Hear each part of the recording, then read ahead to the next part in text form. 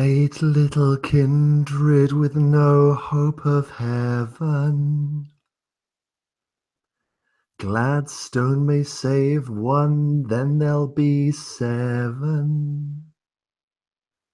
7 little kindred begging for a shilling. One stays in Heneage Court and then there's a killing. 6 little kindred glad to be alive. One sidles up to me and then there are 5. 4 kindred will rhyme with dead. So do 3 and me. I'll set the town alight ere there be 2. 2 little kindred shivering with fright. Seek a cozy doorway in the middle of the night. My teeth shall flash, then there's but 1. And the last one's ripest for my fun. We see darkness spreading across the land. An infinite blackness, deep and all-encompassing, a void. But then the darkness lightens to a vivid shade of red. Then bright sunlight. It is a busy day. Morning rush hour. In London, in the United Kingdom. Tess, tell me about yourself and about your day.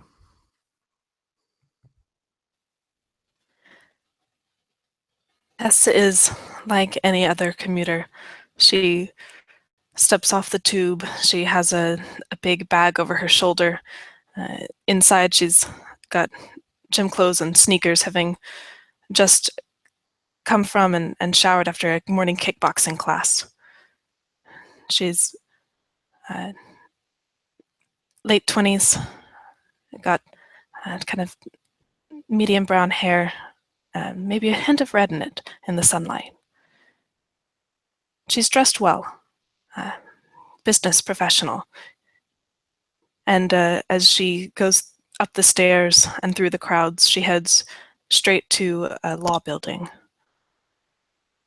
And up the elevator and to the desk. It's not a corner office. She's a little too young for that. But the way she walks in with her head high, the confidence in her step, the way she greets people, you can tell she's in charge of herself. She's confident. She's ready. Our vision moves over across the city. Siegfried, tell me about yourself and tell me about your day. Yeah, so Siegfried is just now waking up in the late morning. After a little bit, quick shower, getting ready. Just puts on some basic clothes. He peeks out the window at this rush hour traffic, just going through the streets. Just always glad I never have to drive in that.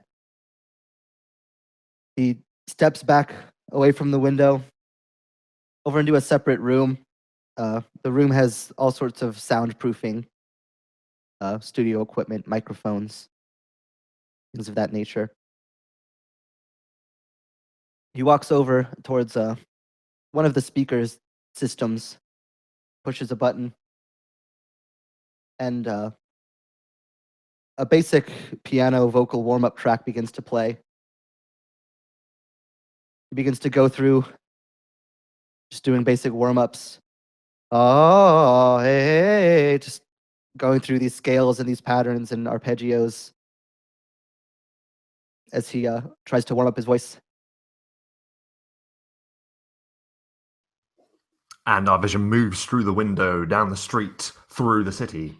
Donica, tell me about yourself and tell me about your day. Sleep, beep, beep, 6 a.m. and snooze. Avine, his daughter, wakes him up and his wife up.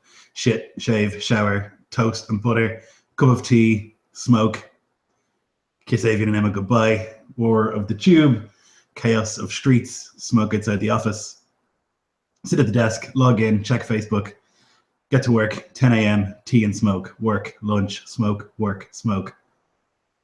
Roar of the tube, chaos of the streets, kiss Avine and Emma hello. Homework with Avine, watch TV with Emma. Read to Avine, kiss goodnight, watch TV with Emma. Get into bed, kiss goodnight, sleep, beep beep.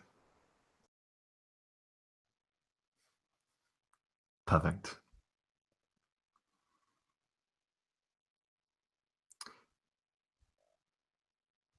I'm going to roll a die to work out who goes first in this, because this is going to be critical.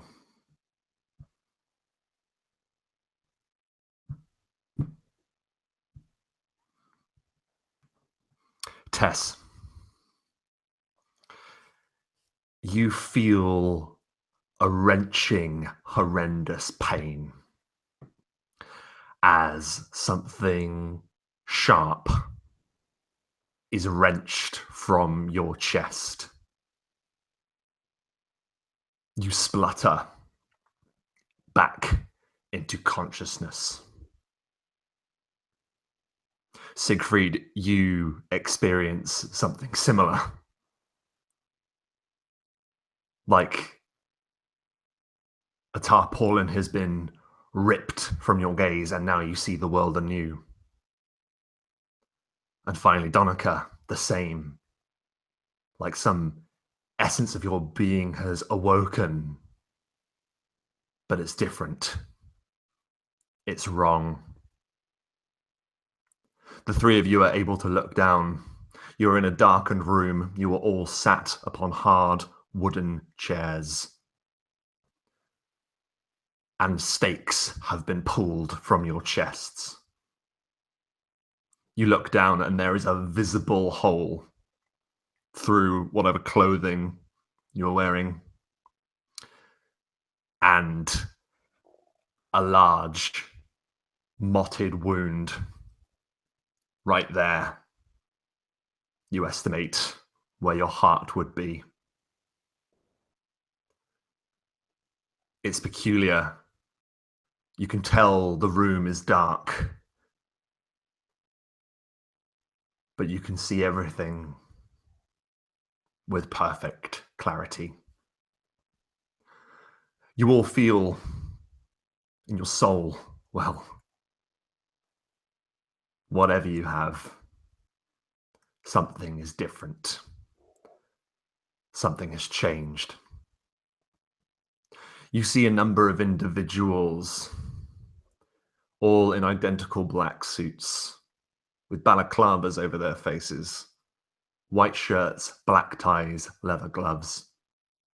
It was three of these individuals that had pulled these bits of wood from you. And they cast them across the room. The room you're in is the size of a warehouse. You see greasy, dirty, off-white tiles that cover the floor and the walls, and then vast warehouse beams attached to the ceiling. You note that there are large windows at raised positions all around this warehouse. Strange old bits of machinery lie around, and there is a gentle whir as if some of them are still active. And before you, in an immaculate suit, black, with a shirt, black, and a tie, black, is a very, very pale gentleman. He has peroxide blonde hair, and he looks upon you and says, "I see you have awoken. Good evening." Donica, how do you react? You tell me first to all of this. I think he's like overwhelmed because he can like hear everything and smell everything and see in the dark, and so there's like a sensory overload that he's not used to, obviously. So he's trying to figure that out at first. I don't think he's even looked at himself. He would just be looking at the people in front of him, and he would think, "Is it terrorists? Is it the government? I don't understand what's happening." And so he's just very confused, and is thinking about trying to run for it. And it's as you think to run for it that you look down and that you see that both your arms and your legs appear to be bound to these chairs with thick metal bindings. Siegfried, what's running through your mind? Siegfried is just like staring down at his chest. This hole is near his heart. Just like there's a million thoughts running through his head. He doesn't even know where to direct them first. He just looks up at these men. Look, I don't know who you guys are, but I'm probably not famous enough for you to get the money that you think you're going to get.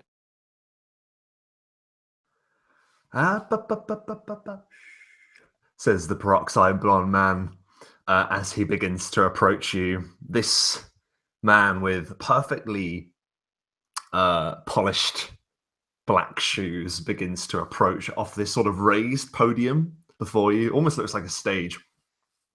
And he begins to approach you. What's running through your mind, Tess, as you see this injury that you've sustained, these senses that are overloading you, and now this man approaching you? What are you thinking? Tess is like looking down at the hole in her chest and the searing pain, and just thinking, I don't want to die. Like, why is this happening? And she looks, and I imagine she can see Siegfried and Donica. Yeah, and you look across, and it's like your senses overwhelming you. You see this fairly good-looking man, well-dressed, but with a hole in his chest. And then beyond, you see something else entirely. Something that doesn't look right. But this is almost like a dream to you, and you don't fully compute what you see just yet. As this peroxide blonde man who just went to Siegfried sort of crouches down in front of you, Siegfried, and does this. Puts some saliva onto his finger and then sticks his finger into the hole in your chest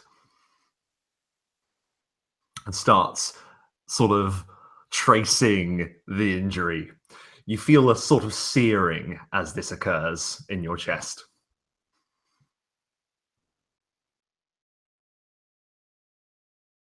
What the hell are you doing? Do not worry, fledgling. It is my intention to help you. He takes his finger out and he goes, yeah. And then goes and stands next to you, is about to do the same.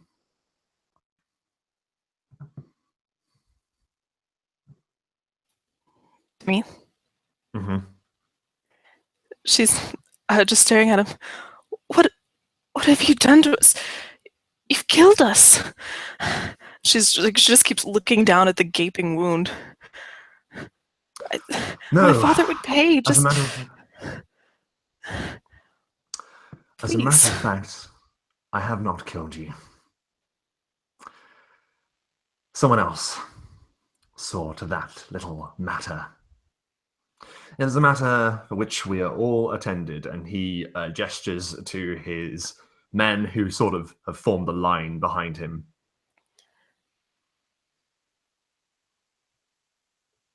What do you want? I want to introduce myself. Allow me, will you? My name is Mr. Gisborne. I'm a steward and associate to the prince. Allow me to be the first to welcome you to a new world and your new lives. Unlife, as it were. Whether you accept it or not, the truth is clear. This is a delicate matter, but one that has to be addressed immediately. I do apologize for dropping you into the deep end, but you, my dear, and you too, are now kindred. You are now vampires. This man has this symmetrical smile, and he reveals these pearly white teeth as he says vampires. Danica would just immediately laugh. Crazy. What the fuck are you talking about?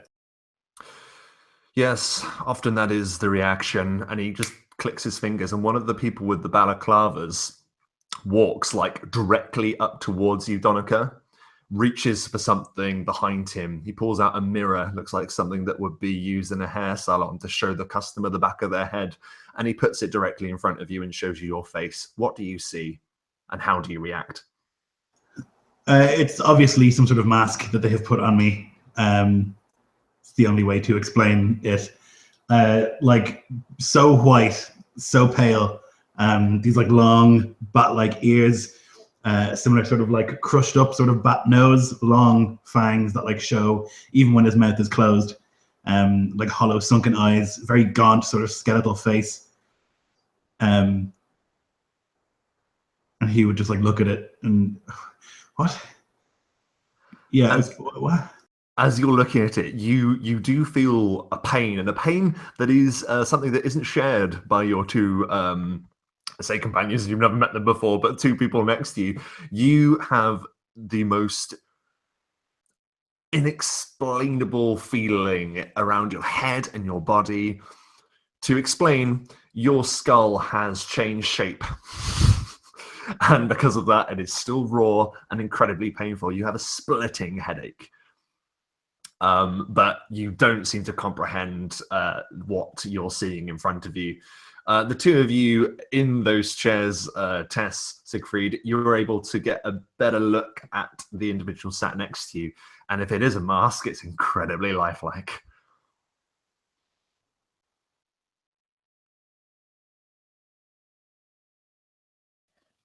You're insane.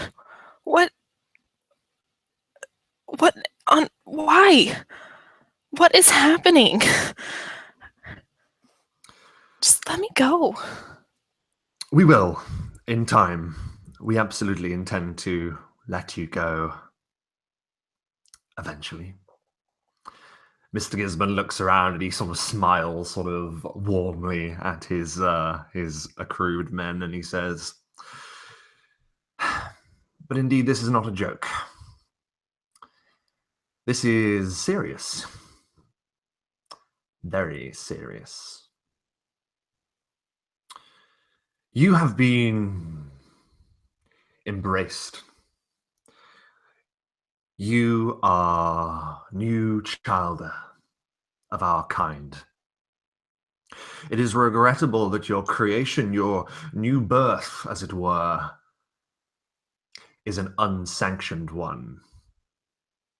I need to roll something here. Bear with me 1 second.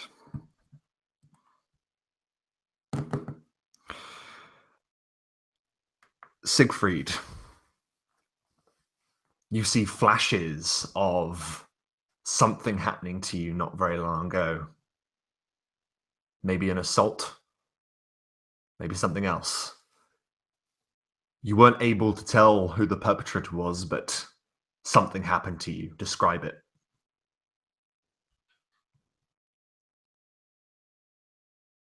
Yeah, so he's kind of like in the backstage area at like a smaller theater house in the West End. He's only playing a small part in this particular show. So he's waiting while the performance is going on. And he goes to step outside for a moment just to get out of the cramped green room. And then just Nothing.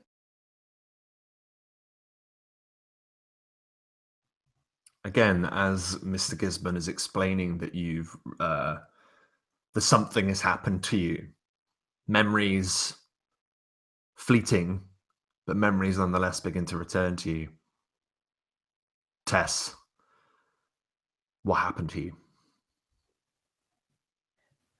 Tess is still just almost mouth agape, unbelieving of what she's hearing. And she sees the park near her flat, and she sees the face of Callum, her ex. She just recently broken up with him, and she remembers pain and then something else. Something that was better?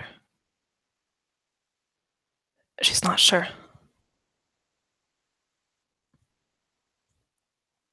And Donica, what do you remember?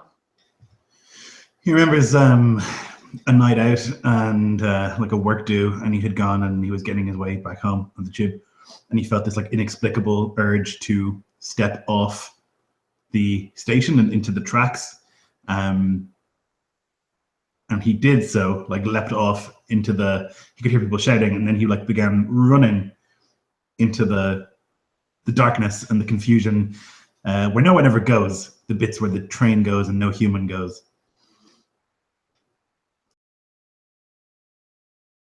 Yeah. And that's all that you seem to recall for the moment, but all of you have this undeniable feeling that something happened, and ever since that time, something has changed about you. Everything seems sharp. Everything is in focus. Mr. Gisborne is looking at you all as you all seem to be sort of dwelling on these thoughts, and he says, yes. Sometimes it takes a moment for the mind to fully reawaken. After all three of you were regarded as clinically dead for a time. I have a family, man. Like I can't be whatever. Like I have to go home. You have but one family now, Childer. And it belongs to us all. For what it's worth, I apologize, but the life that you knew is now gone. Your family are in the sun, and the sun raises all.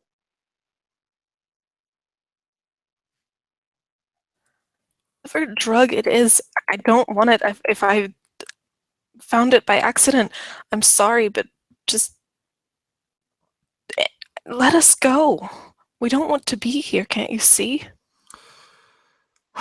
As I explained, I will let you go shortly, but there is something that I must explain.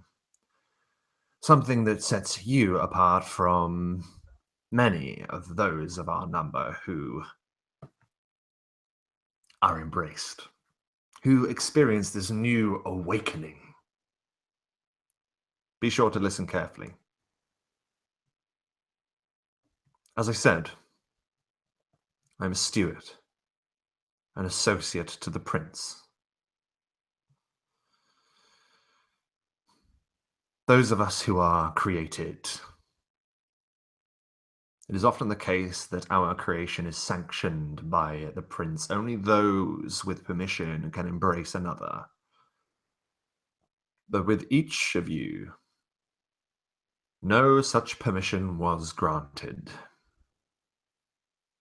Our law is absolute, for it is our law that protects all of our blood.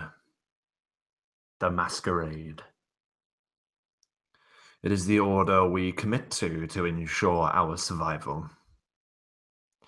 You represent everything that we fine servants of the Camarilla work against. The only answer, of course, is death. Usually.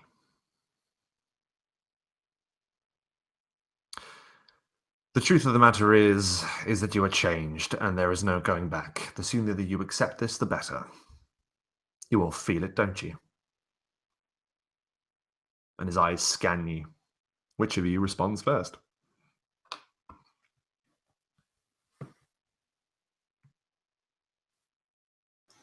I feel like I'm dead, is what I feel. That's the change I feel. Every part of me hurts.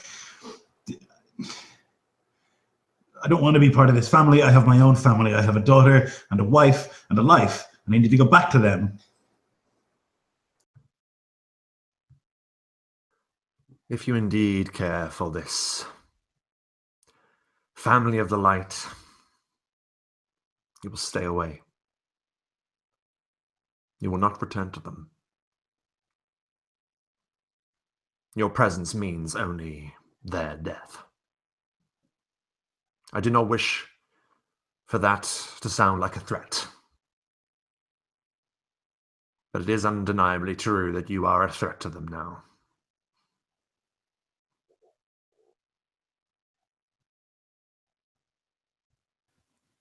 My God, you believe what you're saying?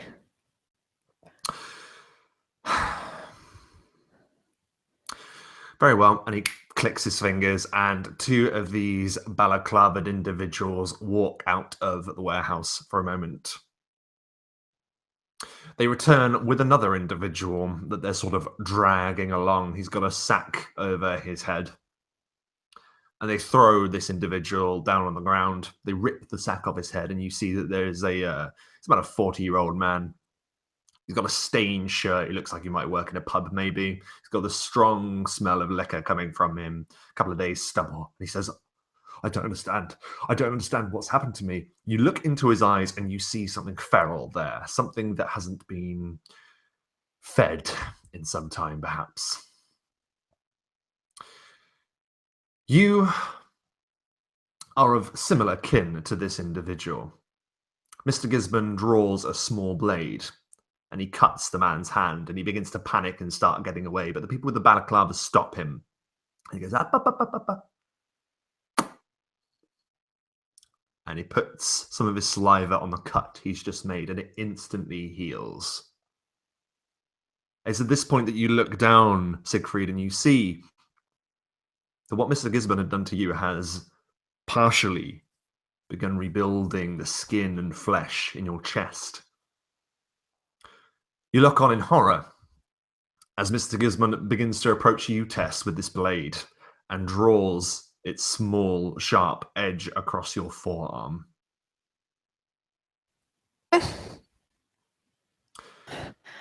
He then does the same. Saliva to the finger over the wound. And with a searing, it is healed. You are of the same kin. You are one of us.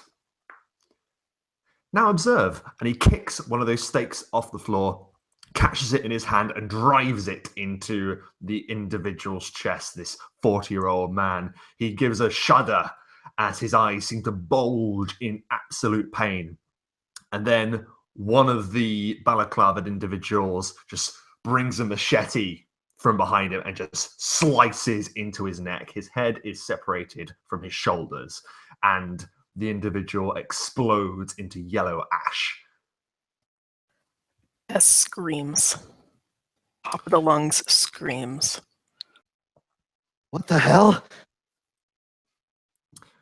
Now you can see what is at stake. You either accept what I am telling you, or you shall meet the same fate. Do you understand? And he's like that at you, Tess, like face to face. If we're all kindred, why don't I look like the rest of you? This always happens.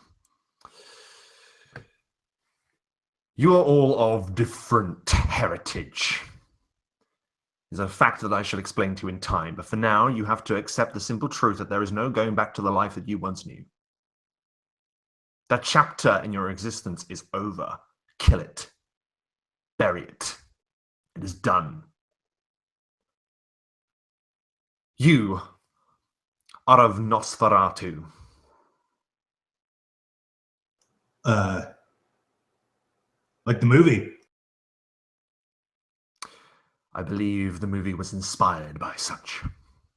So I look like a fucking Halloween costume. You have had severe cosmetic changes, that is correct, yes. Why can't I look like you? It was seen that whoever was your sire, the vampire that created you, was also of Nosferatu kin. I'm sorry. What's up? I'm fucking stuck like this. Well, unless... And he looks down at the pile of ash at his feet.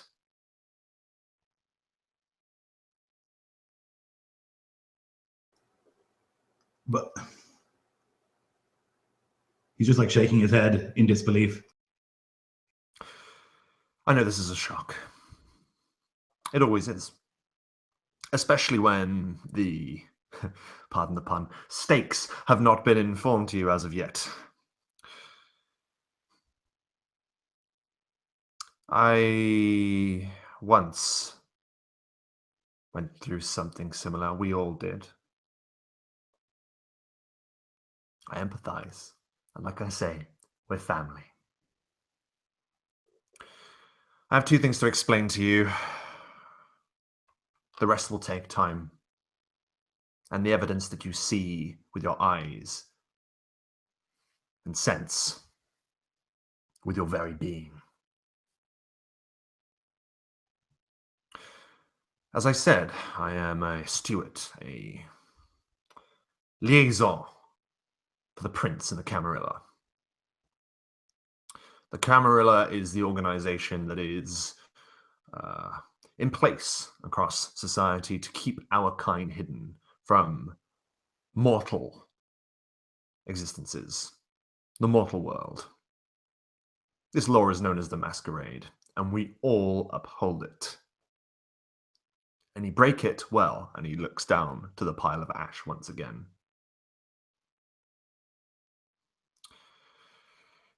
There are two truths.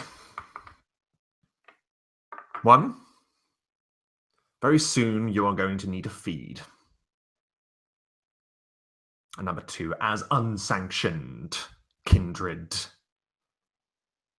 it is your duty to ensure that you present the Camarilla with something of use.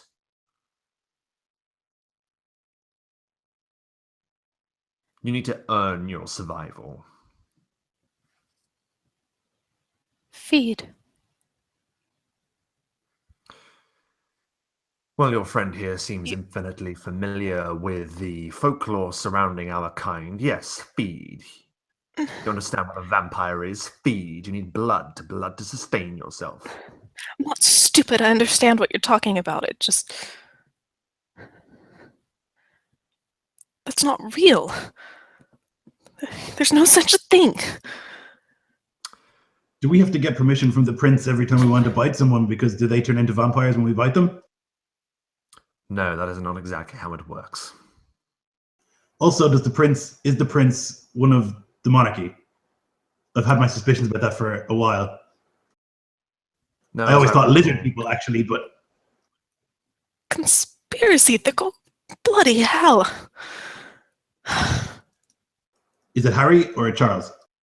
Actually, the royal family is something slightly different. But we shall go into that another day. Or night, rather. For now, you need to accept that you're going to need to feed, and you're going to need to feed soon, because if you don't,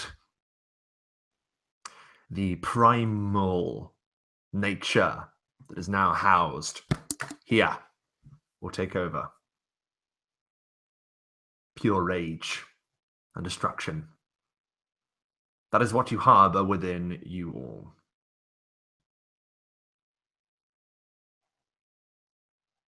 You do not quench its thirst.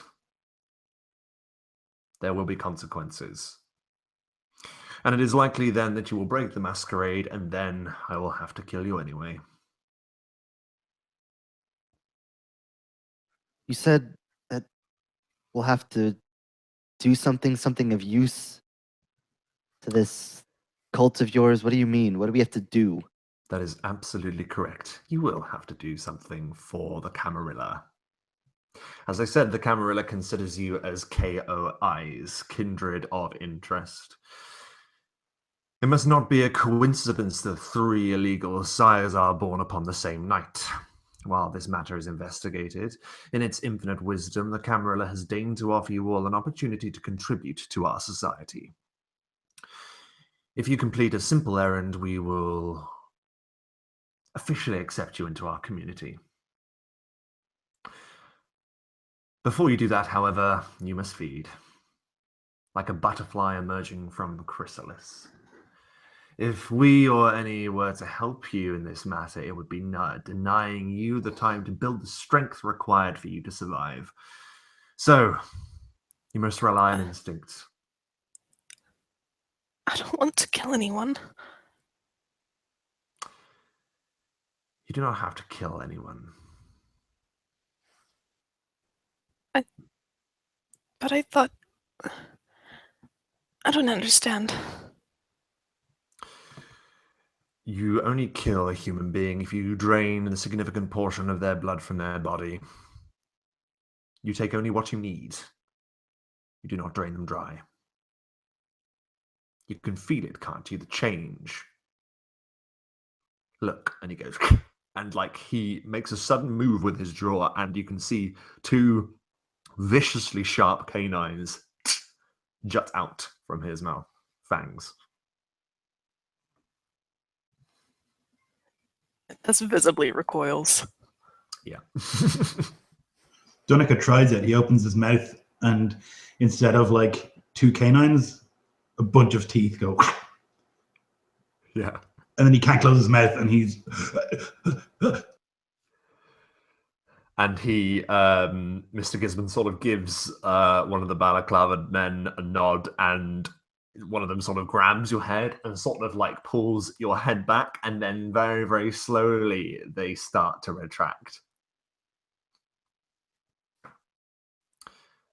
Careful.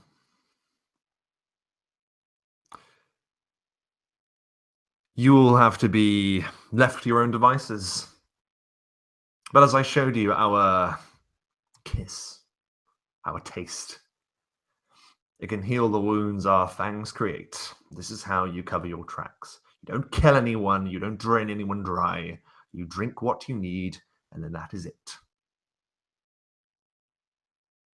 As for what we require you to do, well, you have a little bit of time. 3 nights, to be precise. 3 nights to prove that you are of use to the Camarilla. And this is what we require of you. There is a journalist, an individual named Edward Smythe. He is currently in recovery in a ward on the 15th floor of the UCL Hospital, University College London. His private ward is cordoned off by the police, a presence that is described by your authorities, or rather, your former authorities, as witness protection. He has a somewhat detailed account of a certain subculture of our society, and it will not do to have that leaked to the press. He won't be believed initially, but investigations tend to follow, and that is something that we do not need at this time of unrest. He needs to be quietened. He needs to be convinced not to publish that article. Also, he writes for the Daily Mail, so at your discretion. Do you accept? What choice do we have? Very little. I have a You want us question. to kill him? One at a time, Childer. After you.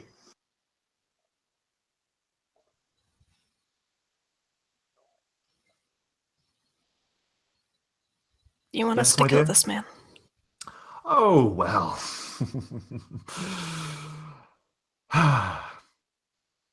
If you have to.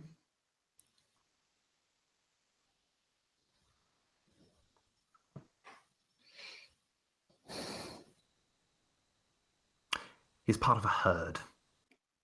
Think of it like that. If you can find an alternate solution, by all means. But if he publishes that article, well, you've seen what happened to our friend here. Now you, Nosferatu. You look like a person, and she looks like a person, and he looks like a person, and all the people standing behind you look like people. It's my understanding that it's important that we keep this fucking vampire thing a secret. What am I supposed to do? You are a predator now, Nosferatu. And predators always rely and fall back on one thing: instinct. Your kind have certain gifts. Gifts that allow them to move unseen. I'm sure when pushed, those gifts shall reveal themselves. And to all of you, this is a blessing. A gracious kiss. And while those that have bestowed this gift upon you shall be hunted down and destroyed for this transgression, if you prove yourselves useful, well, I see a very, very bright future for you all. I can smell it. Okay, so let's just say, for now, hypothetically, we go along with this plan. We deal with this person, we prove our usefulness, as you say. What about after that? I shall come a-calling. But you're going to have to establish yourselves. You're going to have to build a life for yourselves. This is your life now. You're I going was to have building a life to... for myself. I had a life, it was almost there. Dear child, it had not even begun.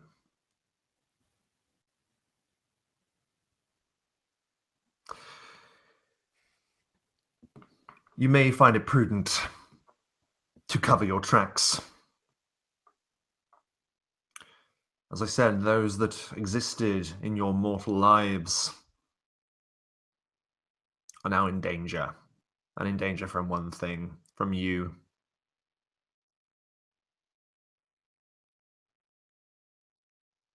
If it takes faking your own death, if it takes never returning, I advise you do that. You wouldn't want anything untoward to occur, would you?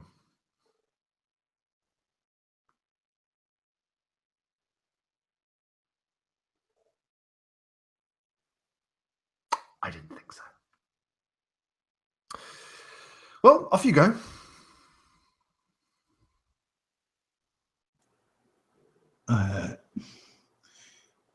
I'm shackled to the chair.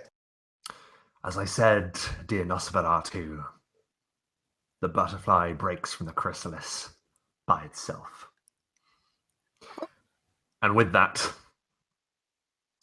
Mr. Gisborne gives his men a nod, and they file from the room.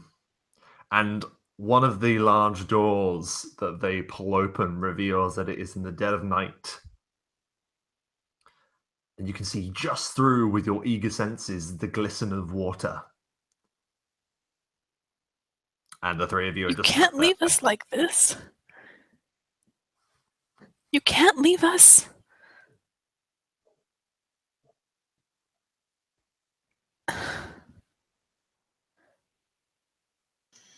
It's a posh wanker Fuck, anyway. you left.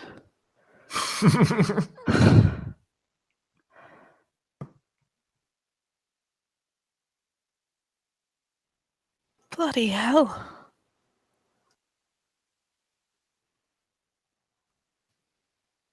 I'm still not sure I believe him. There's a cold breeze that Uh-oh. drifts in to the warehouse from the open doorway. Sorry, Jeff, go ahead. was just gonna say after Tess says I'm not sure that I believe him. Siegfried is like his tongue has been like going across his top teeth like for the last couple minutes. He doesn't even know how or what or anything. He's going to attempt to do what that other man did with those fangs. Mhm. You find it surprisingly easy. It just happens. You do that, and they snap down, razor sharp. And just like completely like he's simultaneously bewildered and yet like he knew in the pit of his stomach that was going to happen. He just like looks over at Tess with like the fangs hanging down before like I think I believe him. I didn't used to look like this.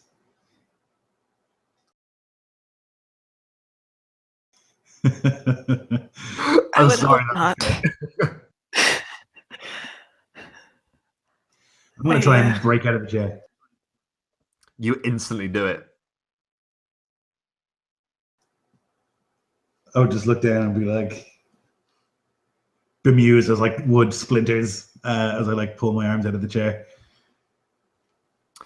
It feels like you've done like the most intensive workout in your life, and while your body has changed, you feel powerful. Every step that you make feels incredibly different.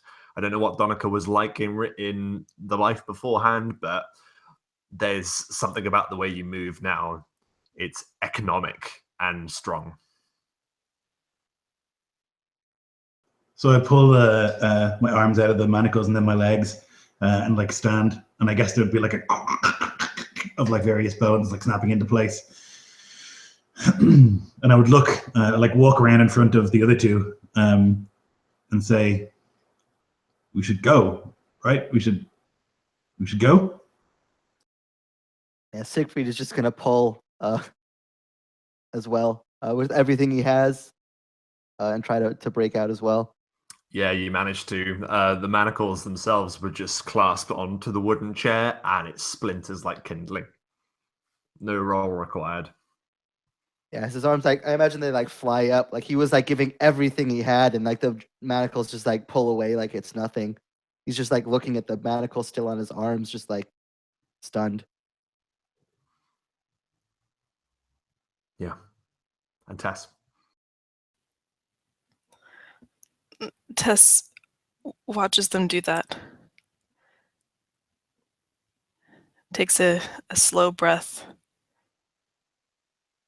And then kind of opens her mouth and lets the fangs come down. And cringes. And she breaks one arm free and runs a hand up to touch.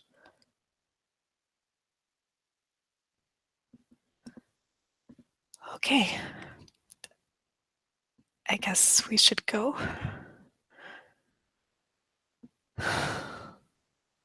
And that is where we're going to take a short moment to say hello, everyone. Welcome to Performance Check. My name is Rob, and this is Vampire: The Masquerade London Interview with a Vampire. What an interesting interview that was. I'd like to welcome and thank my players for joining me. Some wonderful players that I've been lucky enough to venture into the world of darkness with me. If you'd like to introduce yourself, say hi, and then we'll keep going. But first of all, Taylor. Hey, I'm Taylor. I have a very new channel on YouTube. It's Mom's the Nerd. I have all of 2 videos on it. I have never played this game before. I honestly haven't seen very many vampire movies or anything, so I've been trying to do a bit of research. It's not going well, but we'll see. I'm excited to play. Well, then in that case, you're sort of methoding this then, and it's all new to you. Like, this is a new world. My goodness. Jeff. It's a lot of fun. Yeah. Yeah, I'm Jeff. I have a YouTube channel, Encounterbalance. It's mostly just live plays and stuff over there. Yeah, I mean, what an opening scene. I'm completely new to the system as well, and I'm really excited to start seeing it evolve. I'm already like totally in it, so this is awesome. Yeah, absolutely. I think it's fair to say, while I think me and Lloyd have played this game a little while ago, and I've always played it, I've never run it, so we'll see how it goes. And speaking of, Lloyd. Hello, I'm Lloyd. If you watch Rob's channel, then you know who I am. I'm on here shy talking with him very frequently. Yep, I'm super excited to play this game. I love this world, this like setting. It's great, and I'm very happy to be a scary monster. Perfect. And as scary monsters we shall return to. You're standing in this vast warehouse. There is nothing but sort of the gentle whir of strange bits of machinery that still appear to be operating. But there is the open door. The night beckons. You can hear the sounds of a city vibrant and alive.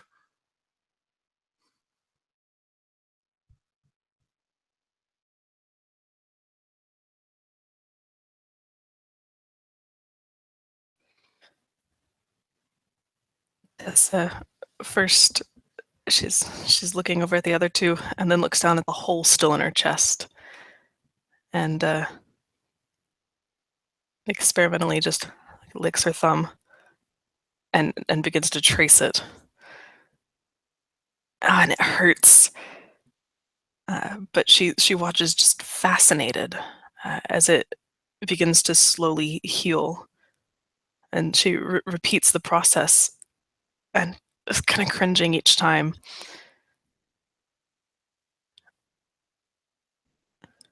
That's new.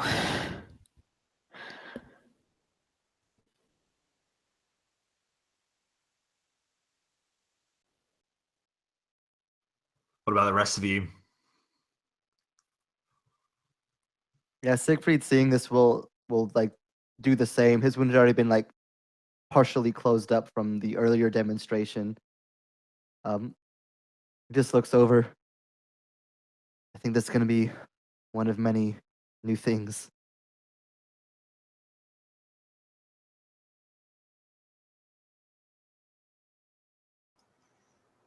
How do you feel about like feeding? Because it freaks me the fuck out. Uh-huh. Yeah. Yeah, I don't. I don't know your names. I'm just realizing. I'm Tess.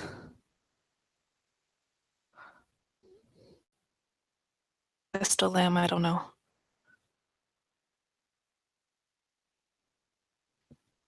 Siegfried.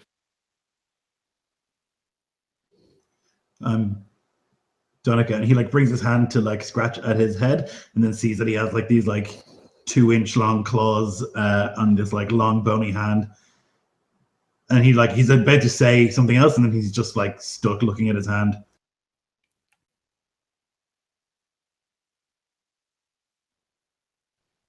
It's not so bad.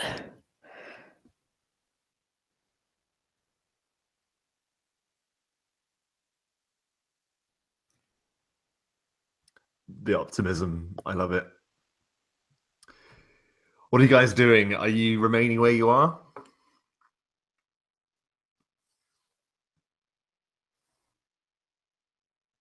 Yeah, Siegfried will just like look over to the other two and just be like, well, what do we do? What now? I don't know. I mean, what, all the things, like what if someone ate garlic, or what if they have a cross on them, or what if we have to go into a house and they don't ask us in, or you know? Oh, do they wear silver jewelry? Is that the thing? Oh God, I knew I should have read more horror stories as a kid. Siegfried's hand like goes up to his head, like, I live right next to the river, for God's sakes.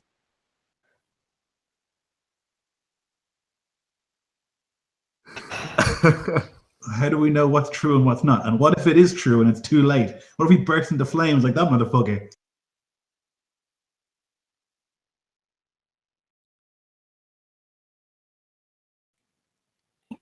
guess just avoid everything just in case. You hear a.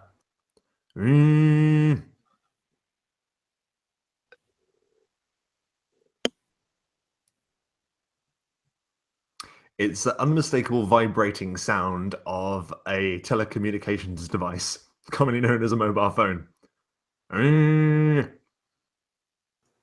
I guess I would do Does this. pat her pockets. Everyone would do the standard sort of Yeah. like. Yeah.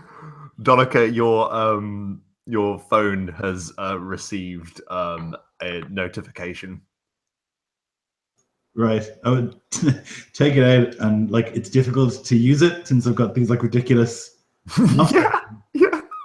I'm looking at it and I would like, I've got like the thumbprint thing, you know, that's how you open it. And I tried that and it's like, meh, meh, meh. I'm like, fuck's sake. I have to like try and key in the code. Yeah. But it's just like,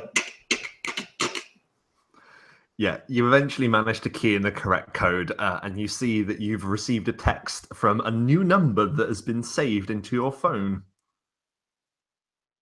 right. What's it saved as? Mr. G. Fuck's sake. There is a list of do's and don'ts, the things that I detailed to you earlier, sort of in that thing. It doesn't exactly specify the exact weaknesses or things like that you were talking about, but you do remember him stating one thing that was the present danger, the real danger, which is the sun. All other things you don't. But it's almost like a welcome sort of text message, like you've just joined like a new phone company or something. And it's very polite, no text speak, everything well spelt out. So I guess I would like look at it and then I would like explain to them. It's from Mr. G. Don't go in the sun.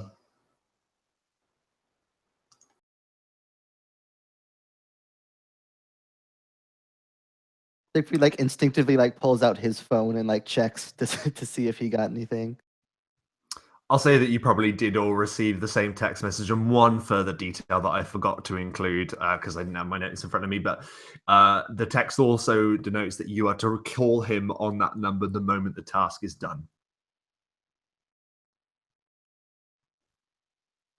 I think that's Donica like now having his phone and realizing he still has one would like begin looking for like missed calls or like texts or something from like his wife, just like trying to find something. Yeah, there's like a dozen missed calls and 2 texts. Yeah, he would like read those and then like go and sit back in the ruined chair, like trying to cope. Yeah.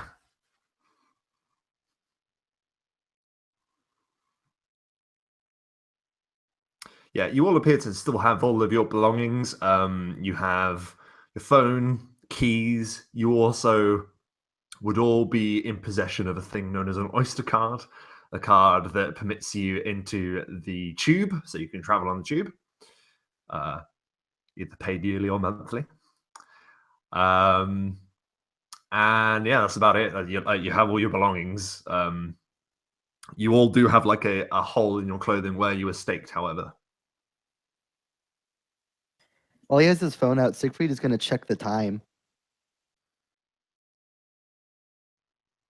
Yeah, it's 5 minutes past midnight.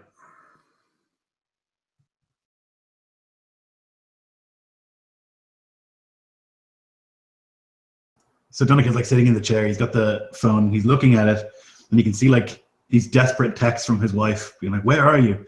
And it's taking every piece of like willpower he has not to be like, "I'm okay" or "I'm alive" or "I'll see you soon."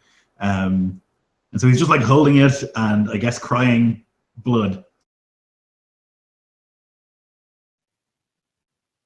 Yeah, it's an awful feeling. The reality of your situation is starting to dawn on you, even though it's the most insane thing you could ever imagine. You couldn't imagine it.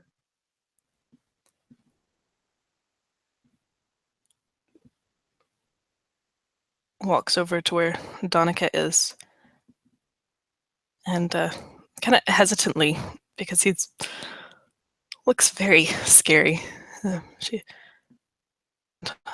on his shoulder.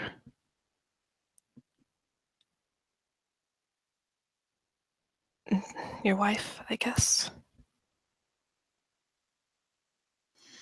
Yeah.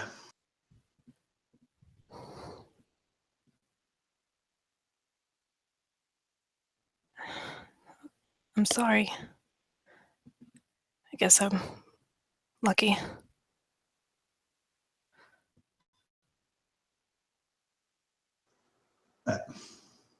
Maybe.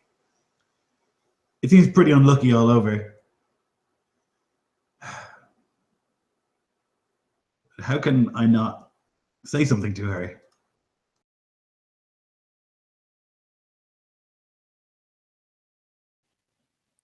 The only other question is, how could you?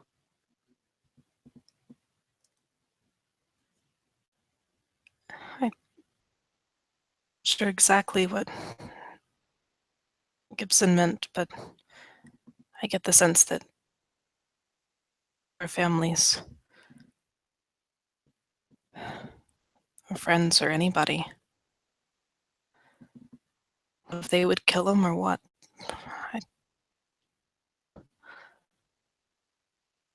I'm frightened.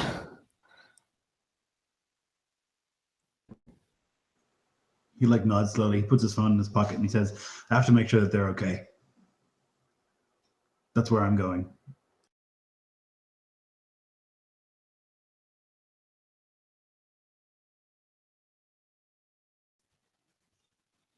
What about me? I don't have anyone really in the city. Not so much anyways. He would like look and be like, see this like very sad woman who like doesn't know what to do, and he feels that way as well. But at least he has something like a task. Sure.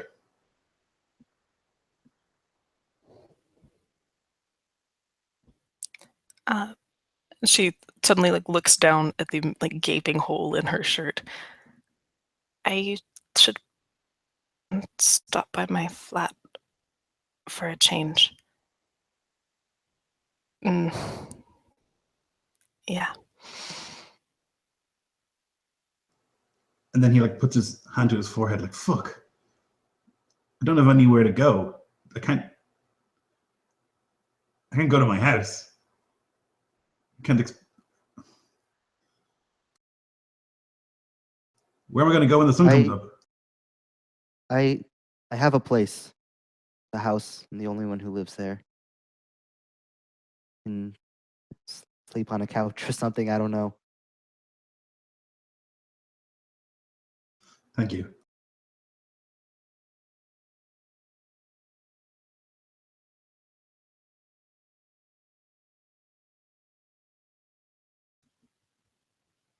Okay. So, my place first, then Donica's family. Just take it from there. And maybe we can read afterwards to be alone. Yeah, yeah, yeah. It'd be.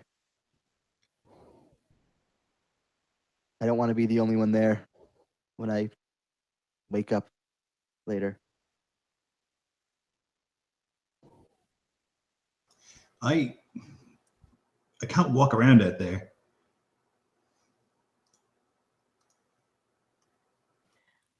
Um, so, I mean, you're a little bit bigger than my ex was. I don't know. But his left at my place. He had a big jacket, kind of dark green. It's got a hood. Might be useful at least a little bit. Sure.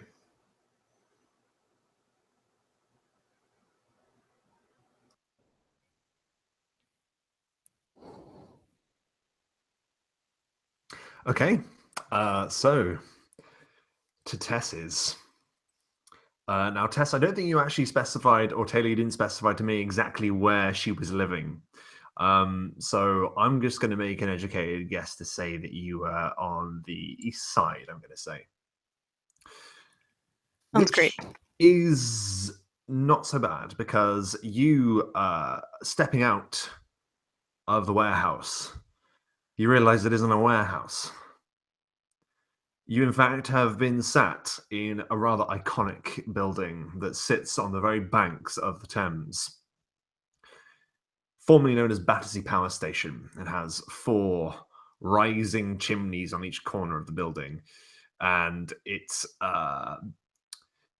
is now in obviously disrepair. It is now a ruin. But you look out across the water and you see a vast city before you. It is London, beaming with neon lights. You can smell with intimate detail the many facets of the Thames. It is not a clear river. It is not a pleasant river. It is a big river, and there's an awful lot of shit in it. And you can smell every particle of it. But regardless, the city looks beautiful. Gleaming lights that reflect from the water's surface. And the night is before you. You realize you don't have a car. Or indeed, any way of getting around. You are a little bit further out. You're not exactly in the center, so it's easier to drive around this part of town. You do, however, know where there is a tube station. That is somewhere you could go if you wanted to. It's all dependent on what you want to do. With sort of emphasis on Donica, because obviously you're a little bit out of place. So we noticed that once we start walking outside, that it kind of becomes hard to see him. Like whenever there's a shadow, it seems to like grow a little bit and move towards him. And he like would walk under a street lamp, and it would like just fit out for a second as he walked under it, as if the whole place is trying to hide him. Just like everything conveniently. Like when he would cough, there would be a sudden like of like a car horn somewhere. Everything that he does, there seems to be a distraction, which is unusual, but he definitely notices it. Yeah, it's really weird, really peculiar, as you seem to be making your way. And the streets, you're kind of like out where there's a lot of warehouses, a lot of industrial buildings. You're not really where anyone lives or where there's any places to go and shop. It's basically like factories and stuff like that. And you're walking down really long rows that seem to go on for a while, where there isn't many people around. But as you turn the corner, you see a number of people standing there, women waiting on a corner. And you all feel it. There is a sort of build-up of your heart rate. It is only now that you're all beginning to realize that there is a distinct pang in your stomach.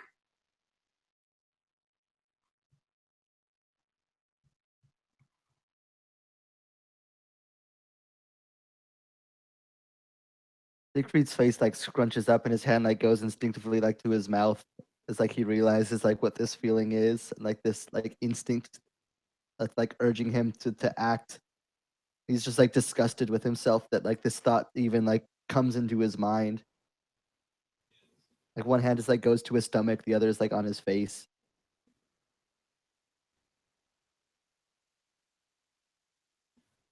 Tess has a similar reaction, like as they suddenly can smell like the perfume and the sweat and the deodorant, and she thinks she can almost smell the blood, kind of coppery, and she kind of covers her face. The gnawing hunger that is suddenly inside her. Yeah, and you absolutely can smell it, but it's not just coppery. It's something new, something different. It's almost sweet. Now, if you're all ignoring it, I can say you can press on. You know nearby that there is a tube station that can get you nearer to where Tess lives. So you see that sort of illuminated with an orange glow, lights flickering, not because of you, Donica, just because of disrepair. A tube station open in the middle of the night. You see homeless people outside in sleeping bags. You can see someone desperately, drunkenly trying to roll a cigarette. Another trying to get a lighter to work with a flint is just dead. Newspapers swirl in front of you from a couple of days ago. How deserted is it? So as you begin approaching the tube station, you notice that there's only the homeless people at the front, no one else around. Okay, and how many? 3. 2 are sat together, one's on his own trying to light his cigarette. 2 on one side of the opening, 1 on the other. The tube station is just a simple opening in a building with stairs that instantly go down to the subterranean level. I'm going to pat around and realize that I still have my cigarettes and my lighter. And I'm going to like approach the guy who's trying to roll a cigarette. Instinctively trying to look normal, like trying to walk like a person. I'm trying to act like a person. So because I have this power, I guess Donica doesn't know it, but I do. It's possible for me to look like a normal person. I have to make a roll for that, usually, to try and look like a real human. Okay. And does he oppose at all, or is it just you have to make a certain The amount of successes that I get determines it. Perfect. Okay, 1 second.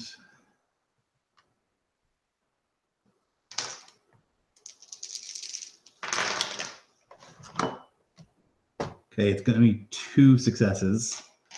It was difficulty 7. I look unlike myself. People don't easily recognize me or agree about my appearance. And it's the step above Nosferatu can appear as normal, albeit ugly humans. So I can appear like a human.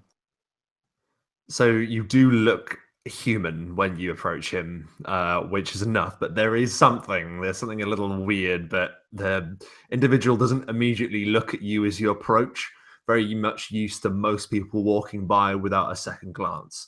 So when you stop in front of him, like he pauses for a moment and is actually just looking at your shins, like your legs, like not even looking at you, and then he looks up and says, "Yeah? Do you need a light?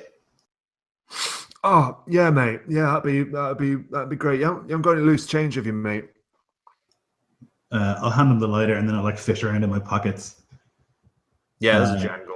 You've got like a fair amount of change on you if you want. Yeah, I'm just gonna give him like a bunch of it. I don't know, a couple of pound. Yep.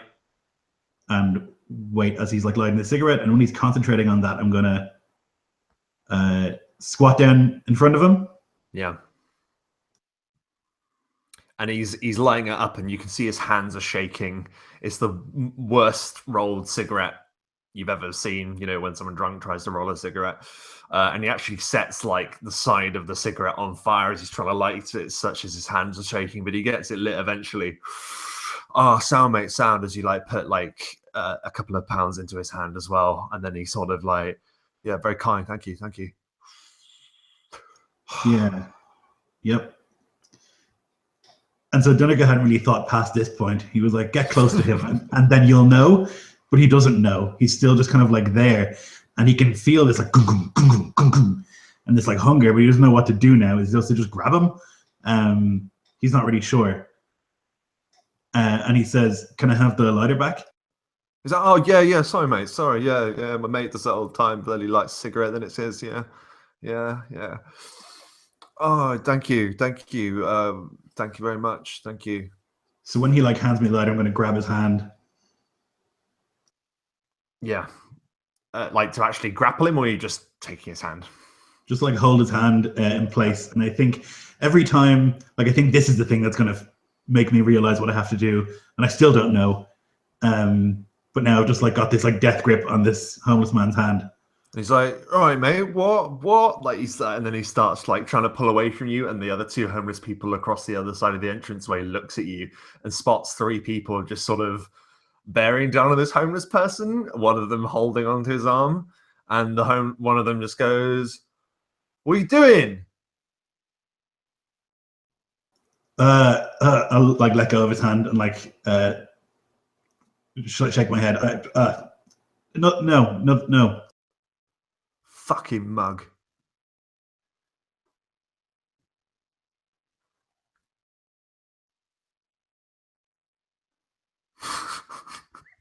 Yeah, Siegfried's just gonna like look over and say, "Sorry, we didn't mean any trouble. Come on, let's go."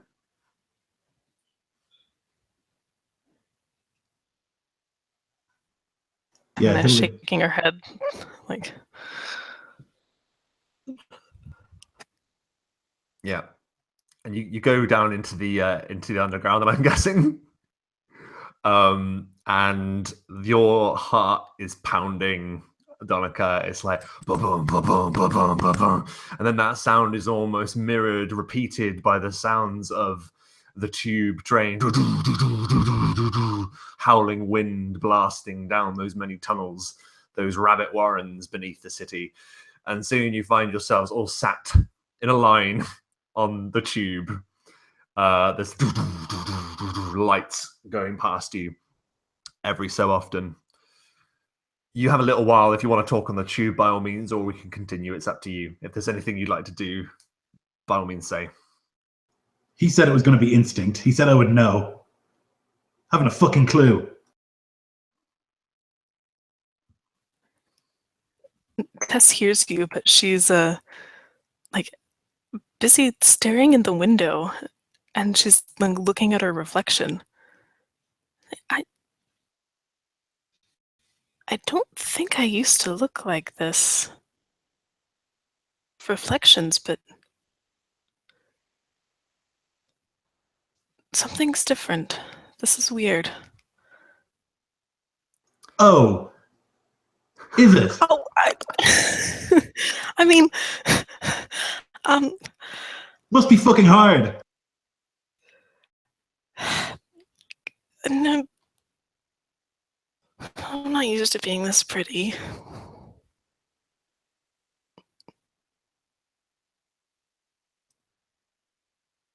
To add insult to injury, Donica's injury, Siegfried and Tess, you, for all intents and purposes, look as good or no, better than anything you've ever looked before. You look incredible. You look like you're out of Hot Topic. You're like insanely attractive looking people, like the best you could ever be. And the train thunders on. Yeah, Siegfried just like looks like at his reflection, and he kind of like nods, like, "Yeah, you're right. You know, maybe we've been overreacting. Maybe this isn't so bad." Like as he's looking at his reflection, just completely ignoring the monster beside him. Donica's gonna say "fuck's sake," and he's gonna like punch the window like you would do if you were angry, and it's obviously going to smash. Not expecting that at all, so he would fuck, and he would just go fuck, and like duck on the ground. Amazing, yeah. The howling of this this tube train moving as fast as they do down there, like it's just a very unpleasant experience. Luckily, the stop that you're going for is next. You pile out of the tube. Donica, you're sort of seeing that there's shards of glass stuck in your knuckles, but weirdly, don't even feel it. Like it didn't even hurt. And you're able to climb the stairs at the next station. And Tess, you know, you're like a 5-minute walk. It's why you chose this area. It's a nicer area. You're near a connecting tube tunnel to get to the center. It's pretty great. However, as you're rounding the corner, you know that there are quite a few popular places that people frequent at night around here. There's a drum bass sort of like echoing from one corner. You can hear the sounds of hundreds of people enjoying a Friday night is well underway. People drinking, doing other stuff, having a great time. Rowdy noises echoing from all around you. The heartbeat of human life. Tess is hearing the noise, and she's been to a couple of these places before. And it's like this almost light bulb. She's, I think I know where we can go. After I take care of the bloody clothing. But I think I know where we can go, and maybe it'll just be so busy they won't notice. I mean, there's always people doing all sorts of things in these clubs.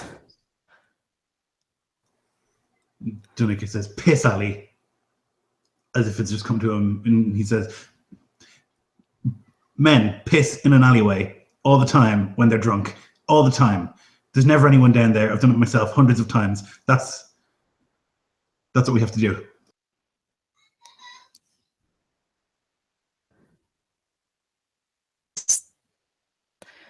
We can do this. God, I feel hungry. I don't like it.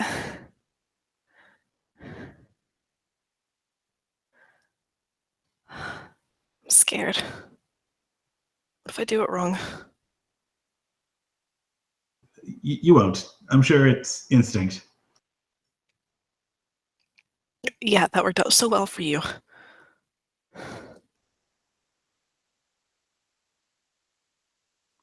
So if the plan is to continue on to Tess's first and then return to the clubs, is that right? I would like you to make a perception. Let me bring up the character sheet so I know what I'm asking you. For those of you watching, like I say, this is the first time some of us have run this, so I need to double check everything before I tell you to roll. Let's see. Perception. God, what's wrong with just saying a listen check?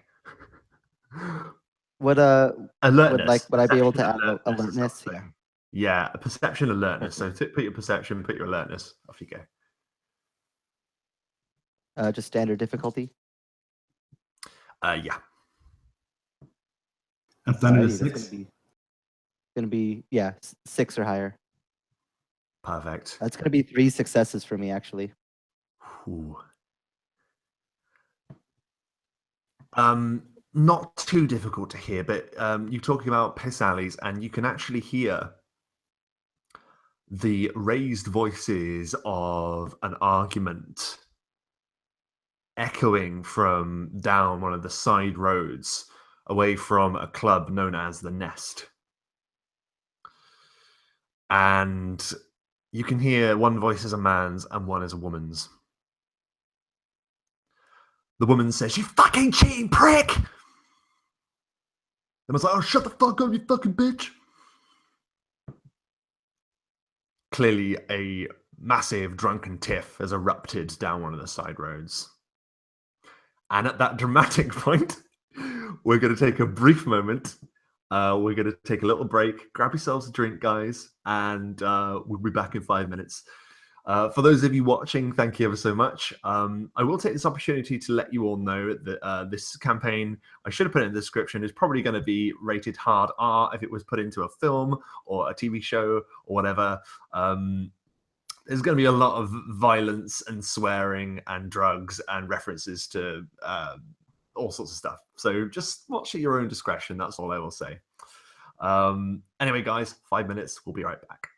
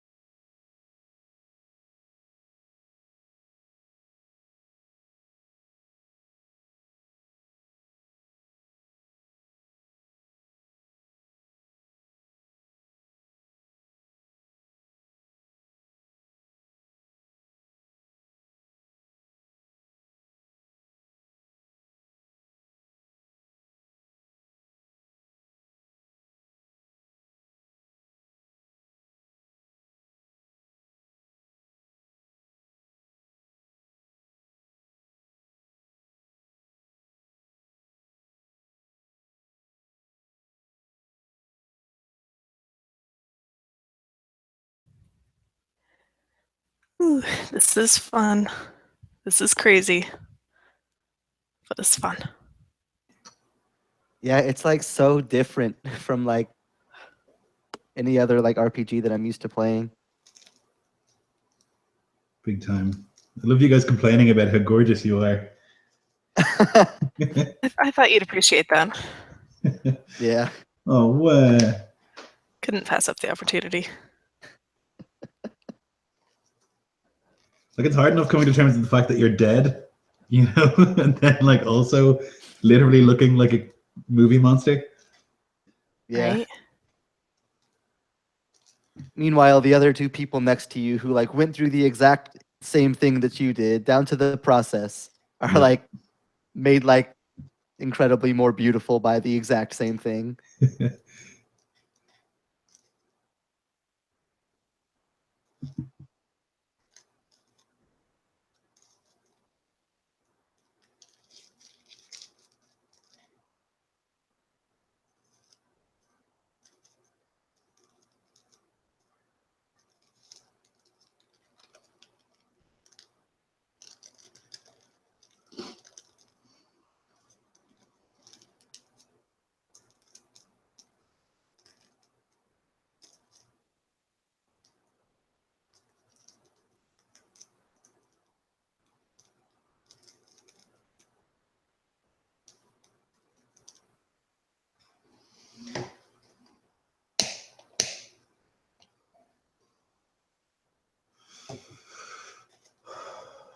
Lloyd, does Donica smoke as much in a day as you do?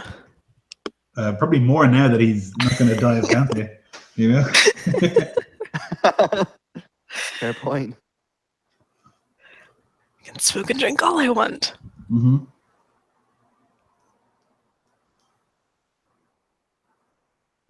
Boy, that'll be interesting. Do vampires do drugs?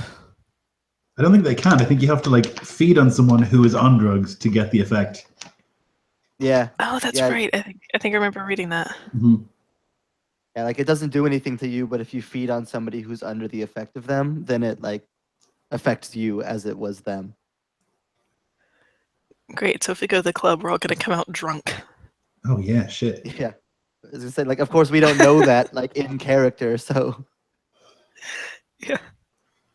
so that'll be a fun one to find out when we go and like feed on some drunk dude in an alley and suddenly we're just like freaking knocked on our ass.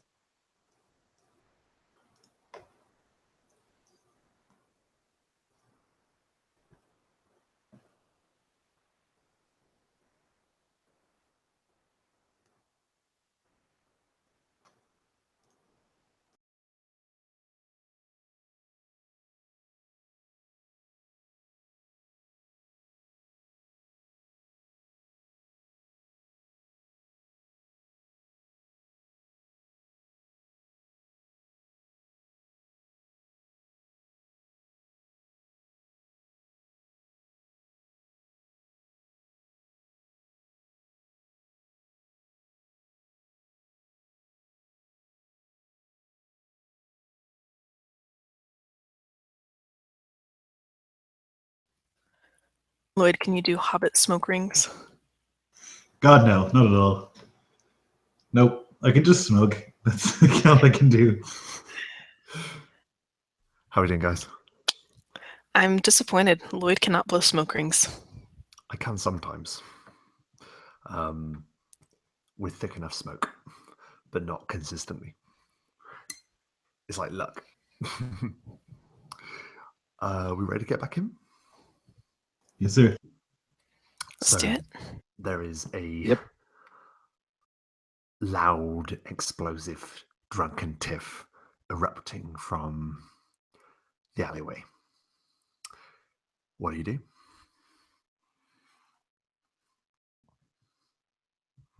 They're having quite the time over there, aren't they?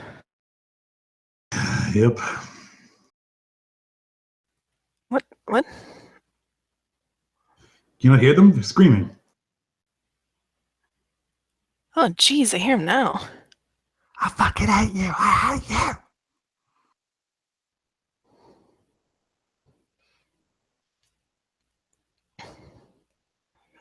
Tess listens for a second. And then when she she hears the man's voice, you see her body stiffen. And her eyes, which are kind of a strange, almost golden color, they go darker.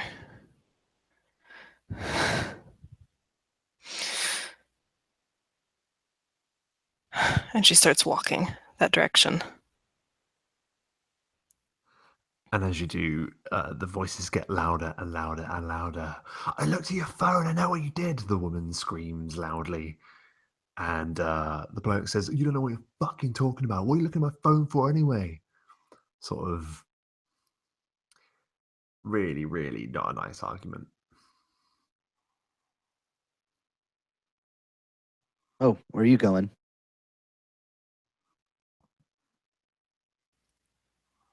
She kind of turns her head. That man. You shouldn't say those things. People get heated. Come on, we gotta go.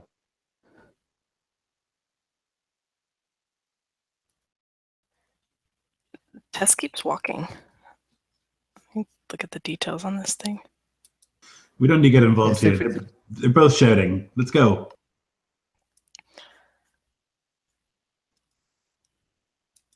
You don't understand.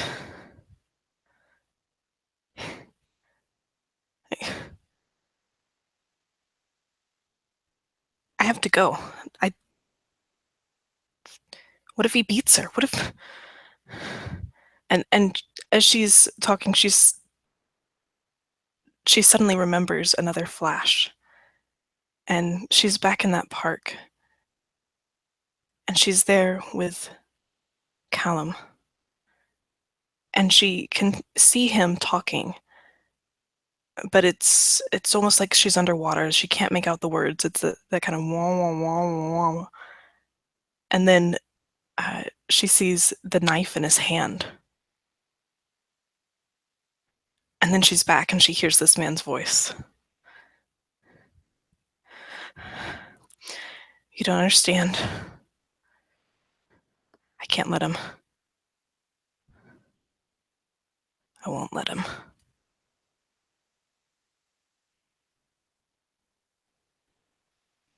Yeah, Siegfried looks over to Donica with just this bewildered, confused look. Just shrugs, but just kind of tentatively following. Yeah, he's doing the same.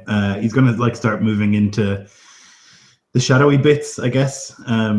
Walking close to the wall or whatever, and moving into alleyways when he can. But he's trying to stay close to Tess. You get closer and closer, and you're noticing, all of you, the beat. Boom, boom, boom, boom, boom, boom, boom, boom. The girl screams. My friends keep telling me about you. They keep telling me to get shot of you. Why don't I ever fucking listen? And it's almost like the fella snaps and he goes, for fuck's sake. And he just kicks a lamppost really hard. There's a bottle on the ground and he picks it up and he throws it as hard as he can on the floor in front of her.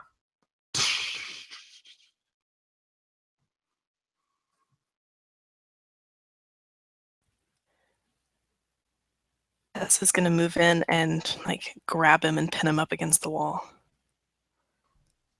In this very poorly lit street, the fella does not see you coming. So to grab him, what are you doing? I'm guessing you're going to use brawl and strength to grab hold of him.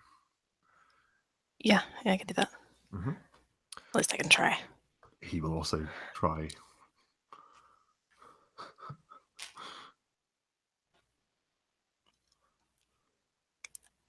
She doesn't know yet her own strength. She's too fast, and so she swings her arm, but she swings it faster than before she gets there, and almost walks past him, turns around, and just these angry, hateful, vengeful eyes on him. don't talk to her like that. And he's bewildered. I'm guessing, did you fail then? Yeah, I didn't pass. I didn't get any successes. So in your sort of, it's kind of like the adrenaline's pumping through you, and you don't fully know what you're doing. So you go to like kind of grab him, but you end up pushing him a bit, and you start shouting at him, "Don't talk to her like that!" And he looks around and he goes, "Who the fuck are you?"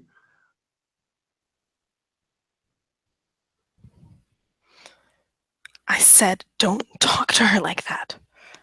Is this bitch one of your friends? Like he shouts at his girlfriend, lady friend, whatever. And he goes, "Listen, love, I don't know what you've been fucking told, but she's been talking fucking shit, all right?" Tess turns and looks at the woman. You should go back inside. She's sort of just frozen, not fully realizing what's going on. Okay, Jeff, you might have to help me on this one. The presence is the one where it just makes them kind of amenable to my Yes. suggestion. That's correct. So the girl is staring, and Tess, kind of without realizing it, she like softens her gaze and looks the woman straight in the eyes. You should go back inside. And I just made a quick roll, and she sort of stops, like all panic and fear just drops from her gaze. And she sort of puts a bag over her shoulder and starts walking away back towards the club. The fella looks at her go and goes, "Where the fuck are you going?" But she doesn't respond. And he goes, "Hey," and he like goes to like follow her. As he goes, like Tess kind of tries to grab him and pull him back. And I don't know if the woman is fully gone or not, but I think Tess, one of her flaws is vengeful. And she will essentially settle the score with this particular group or type of person at any cost. And that instinct that Donica thought was going to kick in for him hits for Tess. She's going to try and pull him back. And like the fangs come out and she's going to just sink her teeth into his neck. Yeah, and he it's almost like he's trying to go past you, and you just grab him and go and your teeth sink easily into his flesh, and the second they do, he sort of just stops and is kind of just standing there motionless, his head tilted. You feel this euphoric rush, like something you've never experienced in your entire life. You feel your senses going wild. It's like the nicest experience you've ever felt. It's like you're complete. In one single, pure, primal moment, you have become your new self as you drink from this guy.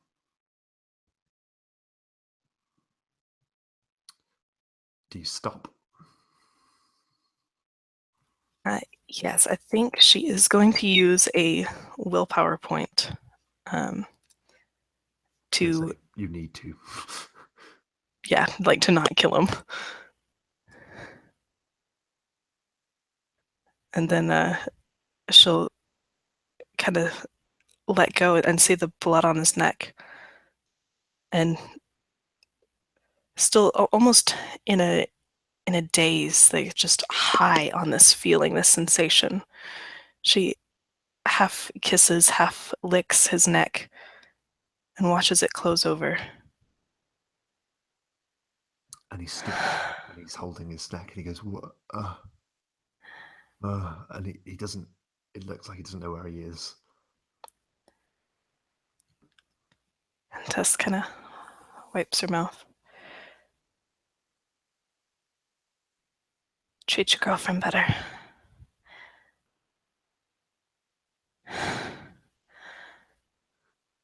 He kind of wobbles, still clearly quite drunk and now suffering from a bit of blood loss. And he presses his back against a wall and he sort of slides down and sits there and puts his head in his hands and just sits there motionless.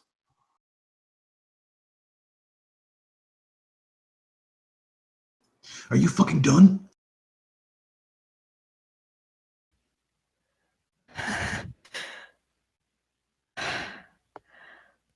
For now.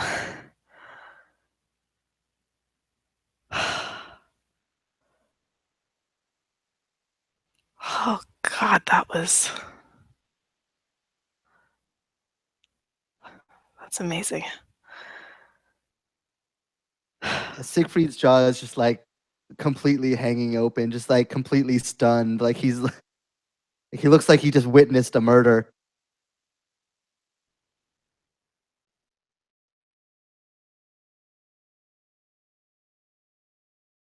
Donica is ever pragmatic and logical. He would like look around for cameras in the street. He knows that London is heavily surveilled, worryingly, and he would like look around for like anywhere that there was a camera.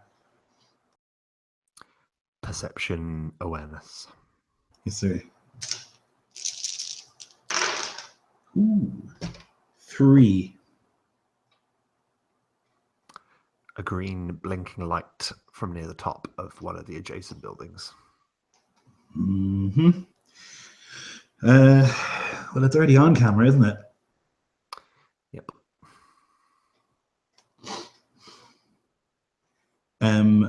He's gonna pick up a rock and throw it at the camera. For now. Dex and let me see. I don't know what the throw would be. I guess Brawl? brawl or melee. Yeah, go for it. Just 1. So the rock flies up and it hits the lens of the camera, and you hear a kick, and it cracks the lens.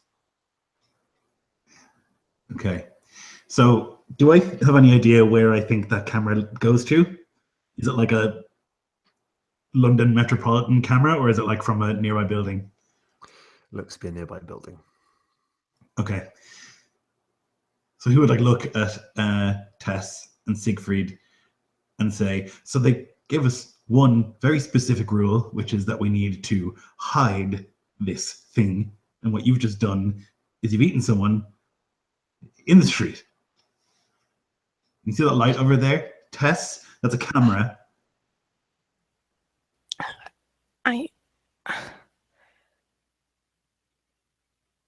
I don't know what came over me.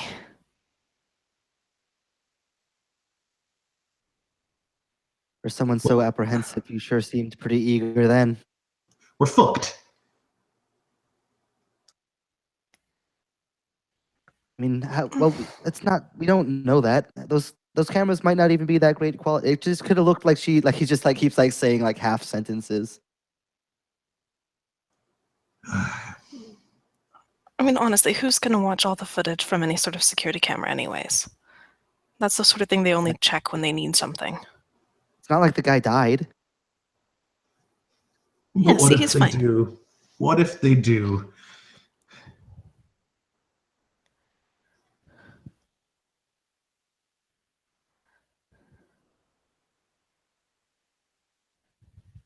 What if something else happens here on this street tonight? An attack? Another attack, I should say. And they check the footage and they see you biting a man's neck and drinking his fucking blood. That camera's far enough away, they wouldn't be able to see that, right? Yeah, it would just look like. I mean, you know, weird people walk the streets, especially in the alleyways. Like from that distance, who knows what she was doing there? Some people are into that kind of thing. Okay. Those people, Mr. fucking Gisborne, they killed someone in our presence. Just to teach us a minor lesson. So what do we do then? We do nothing. You go the fuck home and take her away so she doesn't cause any more hassle. I'm going to go and fix this.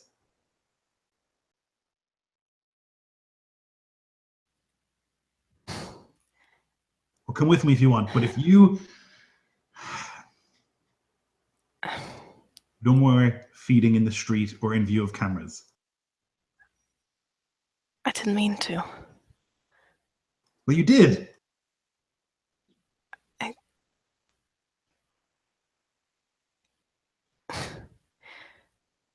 You know that instinct you talked about? I could hear him, and I could smell him. And I knew I had to. And I don't know, maybe I could have tried to control it, but I didn't. At these words, the pair of your stomachs, Siegfried and Donica, rumble.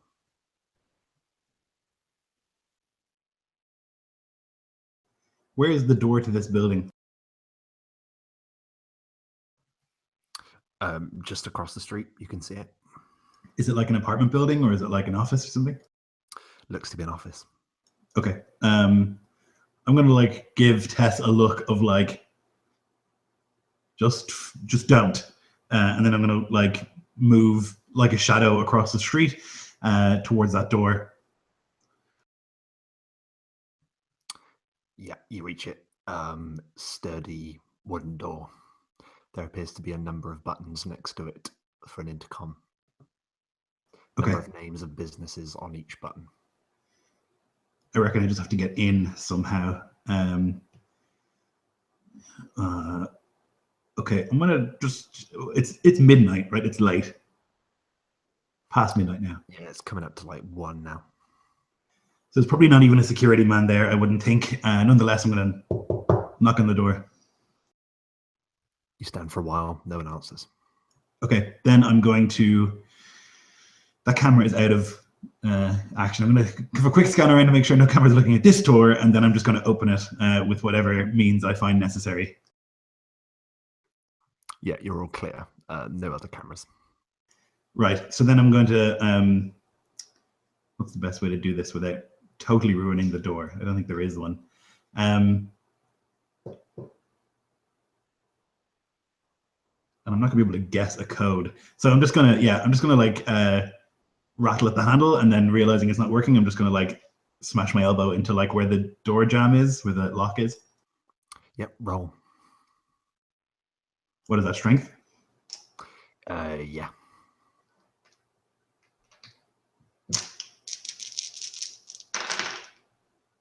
Three. Holy moly! Of 4. 4 with potence. Yes. Yep. You're rattling at the handle, and it just sort of just break it through, and then the door just sort of slowly opens.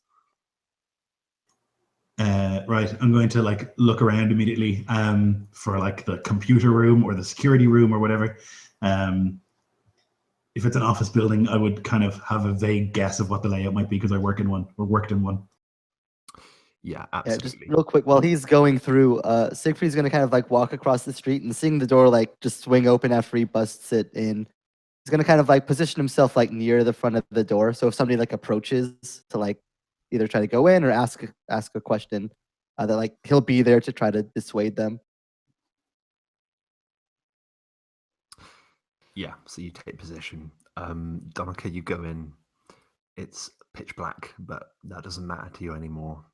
And it feels weird. You're able to perceive everything. You see before you that there's sort of like an atrium, like a small sort of atrium with a desk and some stairs that go around. It's a Georgian architecture that can be found in central London. And you see that off reception, there is a glass kind of sort of from floor to ceiling window. And in there is a desk with a few monitors and an individual who's asleep. Excellent. That's ideal. Okay, I'm going to move quietly towards that glass door, and I imagine that there's probably like, it's not all glass, right? So I could like stand to the side of the door and just like knock. Yep. Which is what I'm going to do, and hide around the corner basically. Yep. So you see that there's like one light on, like a lamp in there. This security guard sort of snoozing gently. I'd like to make a stealth roll, please, first of all. Oh, baby. Do I add do I add anything to stealth? Stealth and dex. Stealth and dex, okay.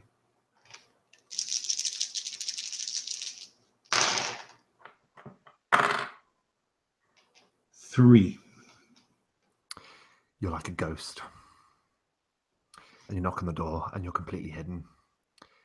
And the security guard goes, there's a long pause. You hear the squeak of the computer chair as he shifts his weight and then stands. Clicks on a flashlight.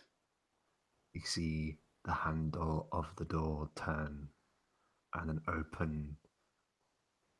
He steps through. Excellent. I'm going to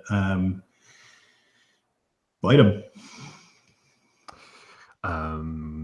Yeah, strength. Nope, before I do that, because Donica has been obsessed with this, he would have made sure there's not cameras in this room. There aren't. Okay. So if he's certain of that, then he would bite him. Yeah. Grab him with... to be honest, like I'm trying to work out what grapple is. I'm pretty sure it's brawl, but I could be wrong. For now, we'll go with brawl. Yeah, and strength.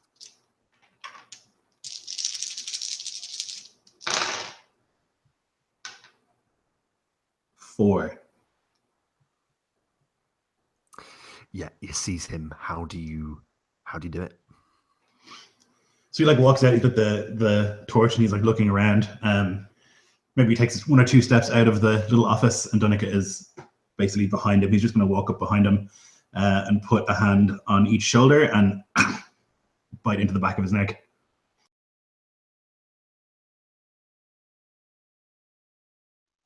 And again, much like the drunken lout outside, you see the man's face.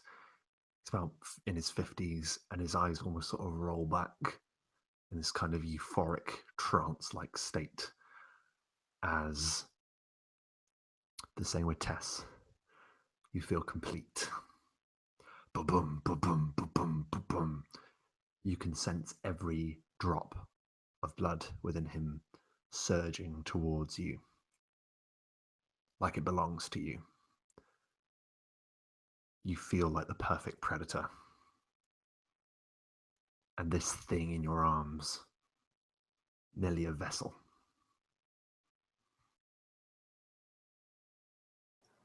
Yeah, he could feel like the blood coursing through him.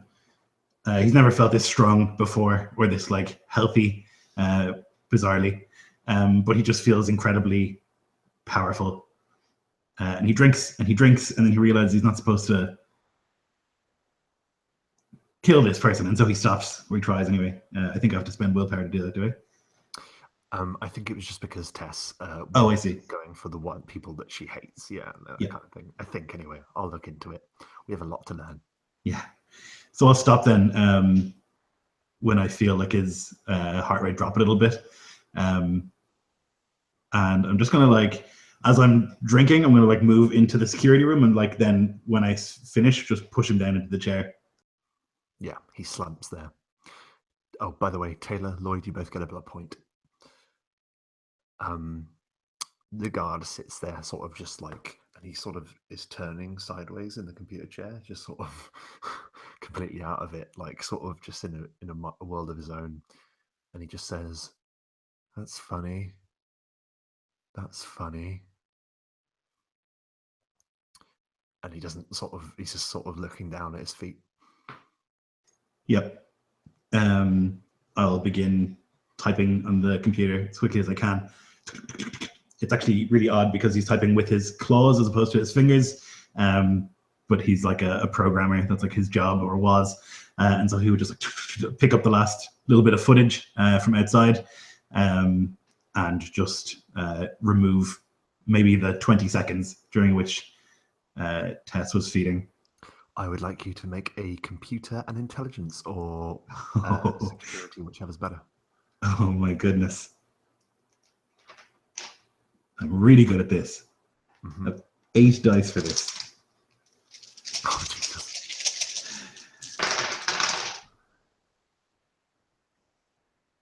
4. That's so good that you're actually able to not only remove the short bit of footage from the exchange in the street, but you're actually able to loop it in with a few seconds so there is no break in the footage whatsoever. Perfect. Yep. So I'll do that, and then I'll look at the guy and I'll realize that he has this wound on his neck, and I'll be like, fuck's sake, all this work, and I could have left it. And then he'll just like lick his finger and like dab each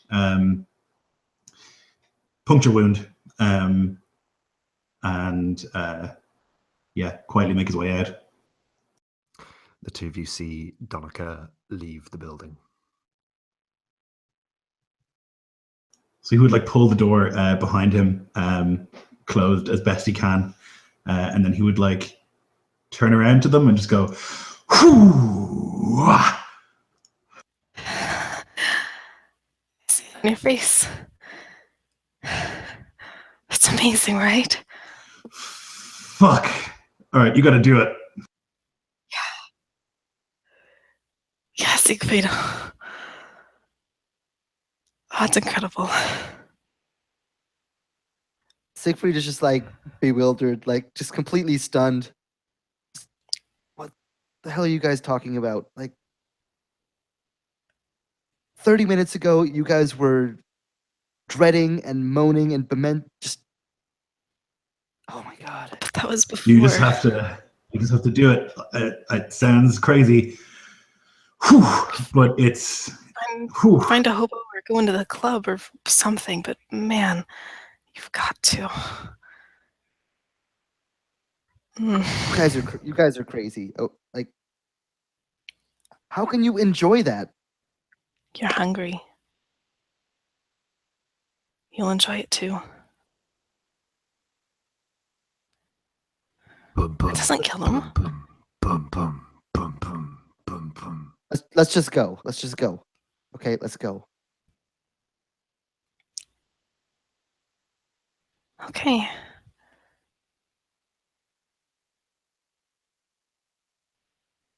Donica has this like Save coked yourself. up walk where he's like walking really quickly, and he's like, whew, every now and then he's like letting out this explosive breath, like everything's fucking great. Every time Donica lets out a breath, like the cat nearby goes, "Meow." Are you going to Tess's? Okay. Do you have a flat? Yeah, just a little tiny one. Mm-hmm. So you live on the 6th floor and you stop outside your building. All is quiet. You can still hear the gradual thrum of club music. I was gonna ask, I forgot earlier, what's the date, like from the last day we remember to now? How much time has passed? You don't know. Well, I suppose you have your phone, don't you? Yeah. We don't have to go find a newspaper. It is coming up to 1 in the morning, the 6th of November. And what was the last day I remembered going to work?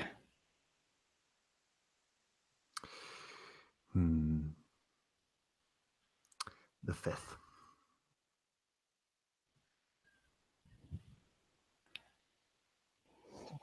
Yeah. So kind of with the knowledge, like, it's not unusual for her to work late. Probably no one has even really missed her yet. So she'll just head right on up, beckoning Siegfried and Donica behind her. You got the stairwell. It's not a bad place. You don't live in a crummy area as such. There are better, there are worse. Climb the stairs. You open the door to your flat. What is your flat like? It's very kind of modern minimalist. There's the little kind of cactus succulents all over the place, and the picture frames are like gold wire frames, and the kind of bare bulbs hanging down over the little kitchen area that's, the size of a postage stamp, but it's still a kitchen.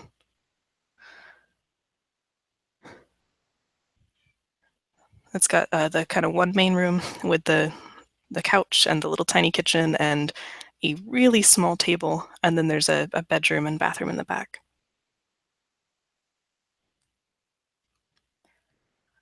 Come on in, guys.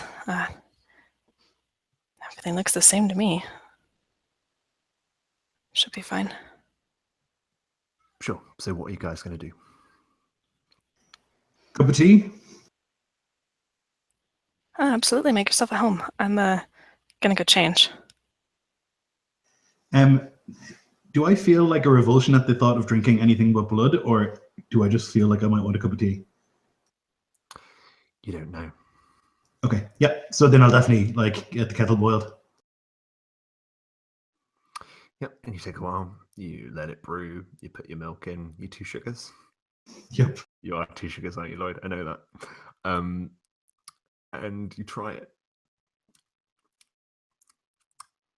Tastes like muddy water. I think of all the things that he's had to come to terms with so far, the idea that tea is no longer palatable is one of the worst things. Now, out of game, you can actually spend blood points to actually give yourself a flush, so you can actually taste normal food and enjoy it, or be influenced by drink or drugs, but you don't know that yet. But that's just for future reference. Yeah. So I guess I would take a sip and be like, and I want to do that comes with taking the first sip of tea, but it's not happening. And I would just almost shakily put the cup down.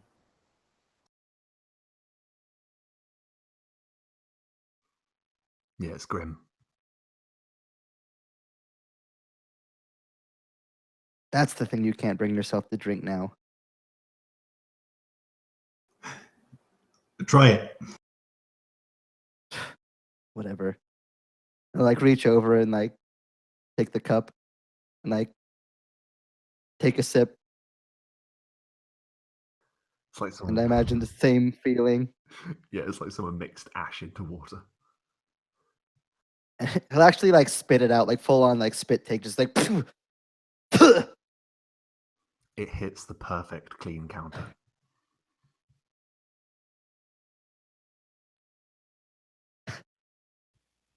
The ground test is flat. There's not a magazine out of place. It is pristine. She's supremely organized. Yeah, Siegfried will see that and he'll look, all he's got is this blood-stained, ripped shirt with a hole in it. And he'll just do his best to wipe it off with his arm. And then set the cup down and just look at Donica with this look of okay, I get it.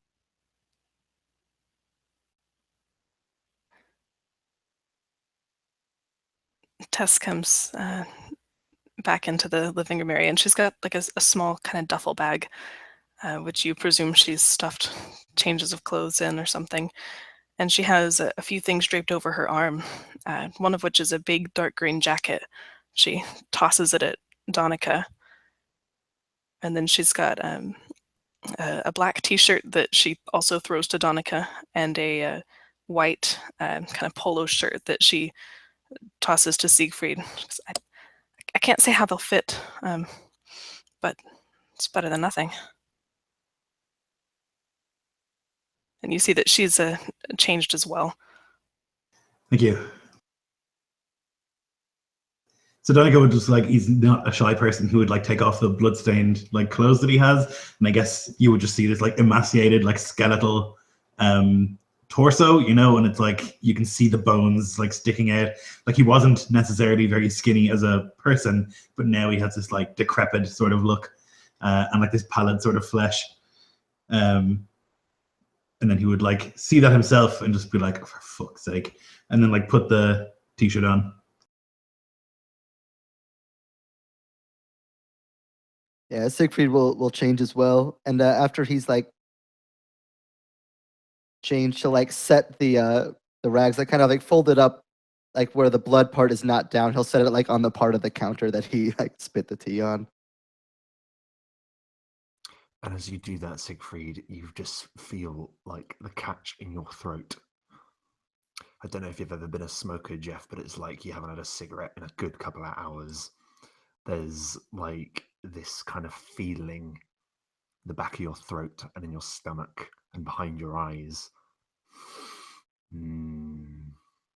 Something isn't right, and your stomach grumbles. Bum bum bum bum bum bum bum bum bum bum. Yeah, like Siegfried's like eyes shut, like almost as if he like had like a sudden like massive headache like come over him. The same kind of like look. He just kind of like.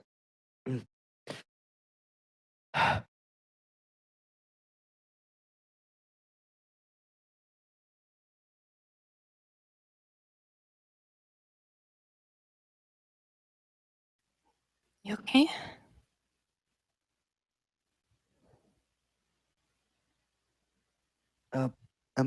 Yeah, yeah, I'm fine.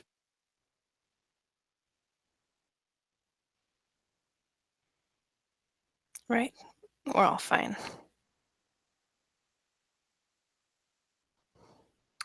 What now? I thank you for the clothes. I have to see if my family's okay. Of course. Of course.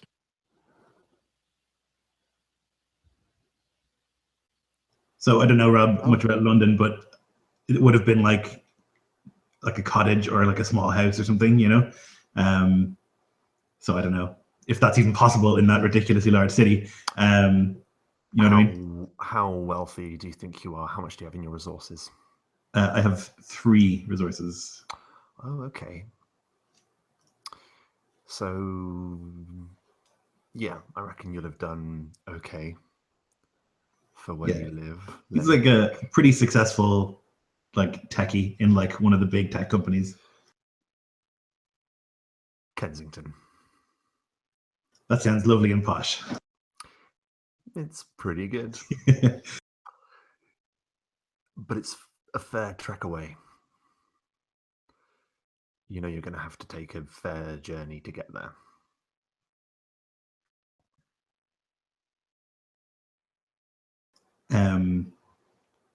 Tess, do you have a car?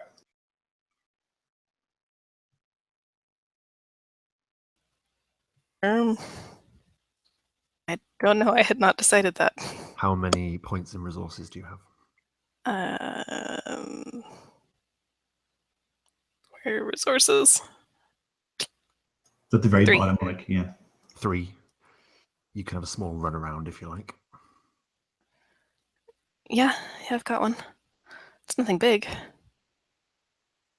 It doesn't have to be. I just think maybe we're better in the car than wandering around the subway.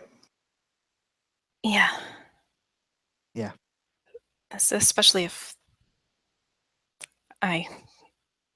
well, yeah, that's a good idea.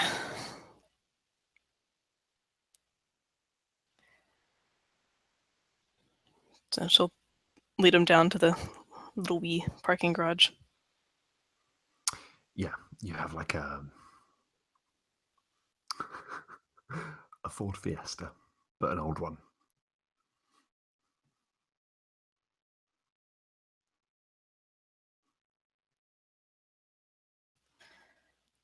She holds up the keys.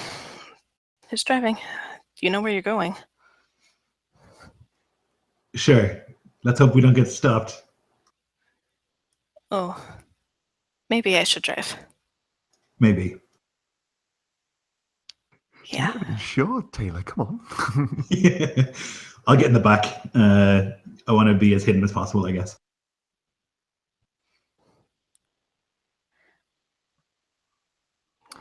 All Okay. right, give me the directions. Yeah, you're able to put it in a sat nav or in your phones. In a car in the middle of the night, it won't take long to get across London. You reach a few traffic lights and you see people sort of milling around. Friday night, London, it's still pretty busy. Dying down now, but it's like 1 a.m. You hear a ding dong, ding dong, ding ding ding ding. In the distance, there's Big Ben chimes. Bong. 1 a.m. After a while, you reach the Kensington Borough. There's a gradual mist that's falling across London. The orange glow from the street lights sort of hitting it and casting strange shapes. You have a very small residence in Kensington. You're not that rich. Right on the outskirts, a semi-detached house at the end of the street.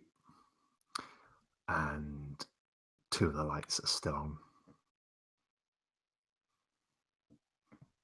Still on.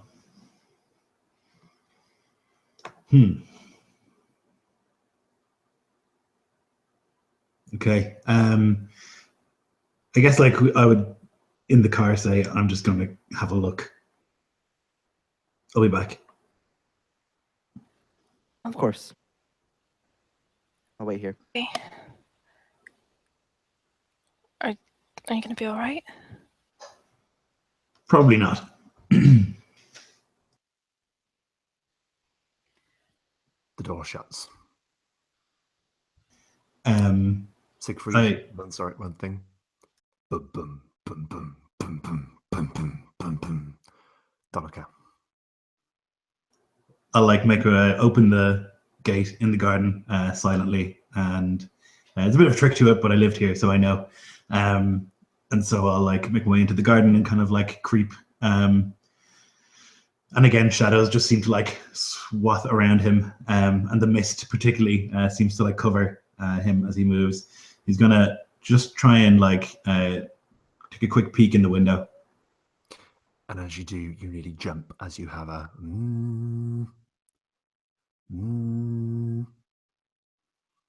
Your phone is ringing. Yeah, I'll just kind of fumble and pull it out of my pocket. Your wife is trying to call you, and as you look through the window, she's sat at the kitchen table, the phone to her ear, a desperate look on her face.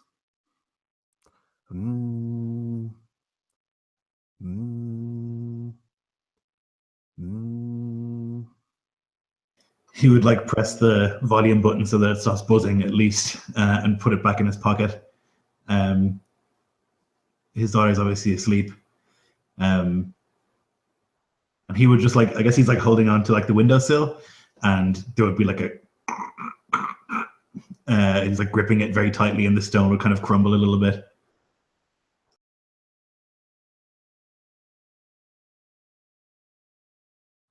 It stops ringing.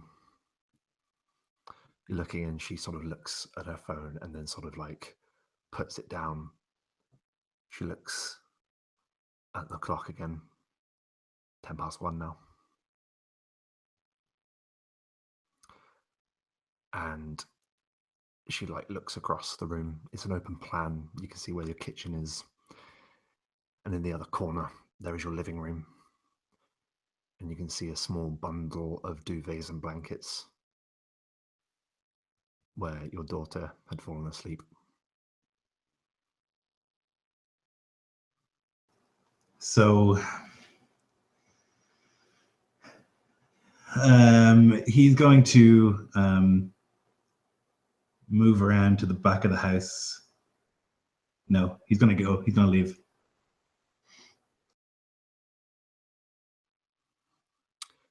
and you go back the way you came. The gate, the trick to it so it doesn't squeak. You get back in the car. Yeah, he gets back in the car and he's just like looking straight ahead and says, "We should go."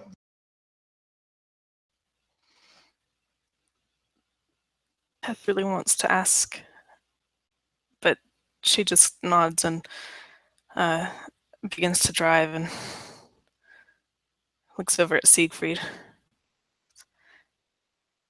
You have to be hungry.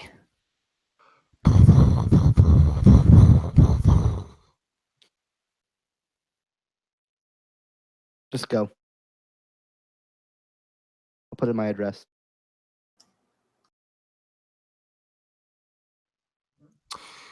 Yep, you getting through a lot of mileage. I believe, Jeff, you said that you're nearer the West End, right? Yep.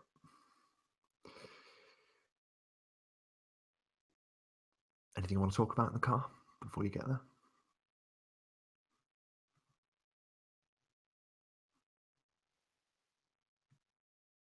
Danica is not chatty. He's looking straight ahead, and I guess he's like gripping the little handle on the side of the car, and that too would kind of like he's trying his best to deal with it.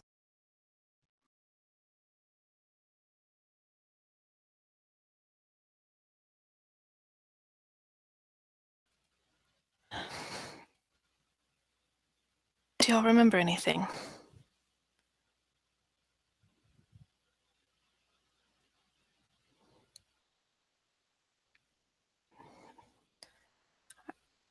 About what happened? No. No.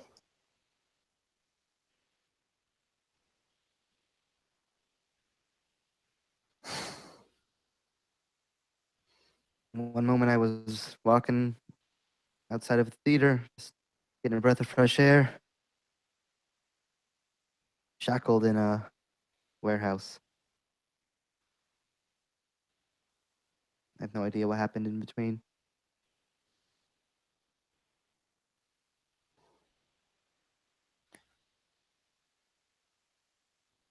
Well, maybe that's a good thing. A single blare of a siren.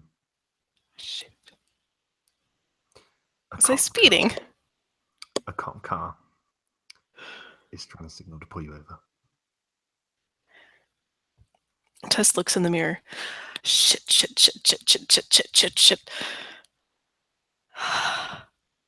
Oh God, they've got cameras on the cars. They'll know my license plate. It's fine. You look like a person. It's fine. Okay, this is fine. Okay. Yeah, she'll like pull over. She's like, okay, this is fine. It's fine. It's all fine. Just be cool. It's probably just like a taillight or something. Yeah.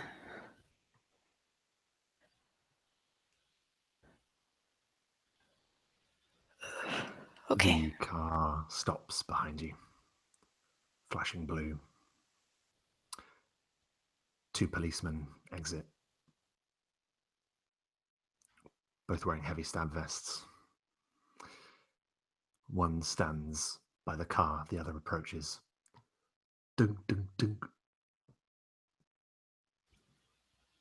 Tess somewhat nervously looks at Siegfried and goes, "You're gonna be all right, right?" Just roll the window down. She rolls the window down. All right, darling. How you doing this evening? Doing great. And yourself? Yeah, very well, thank you. Can you step out of the vehicle, please? Can I ask what's wrong? Just step out of the vehicle, please, madam. And you. Yep. And you in the back there. All of you out, please. So, sorry to interrupt, but they actually wouldn't see me unless they're specifically looking Oh, for me. You've done a thing. It's always on. People like naturally avoid looking at me, and like Nice. I'm just like very hard to notice. That's cool. Okay, just so I know them. So Yeah. in that case, no, he doesn't. He just sees the two of you in the front. You can step out of the vehicle, please. So like put his hands up, like signaling that he's like nothing in them, and it's like moving slowly, like puts his hand towards the handle on the door. Just a random test. You know, Friday nights, people out being stupid. Just got to be careful. Of course. And Tessa's gonna like look at Siegfried. Oh, sorry, go ahead. Yeah, Siegfried just like opens the door and like begins to like slowly step out of the vehicle, and just like gives Tess like a nod, like it's gonna be okay. Tess is like in her head, like, this is not okay, this is not okay. And she's gonna like just take a little breath and then look at the officer and smile. You know, I really think you should find a different car for your test.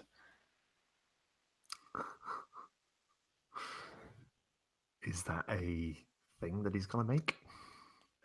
I don't remember. I'm still figuring out how all this works. Is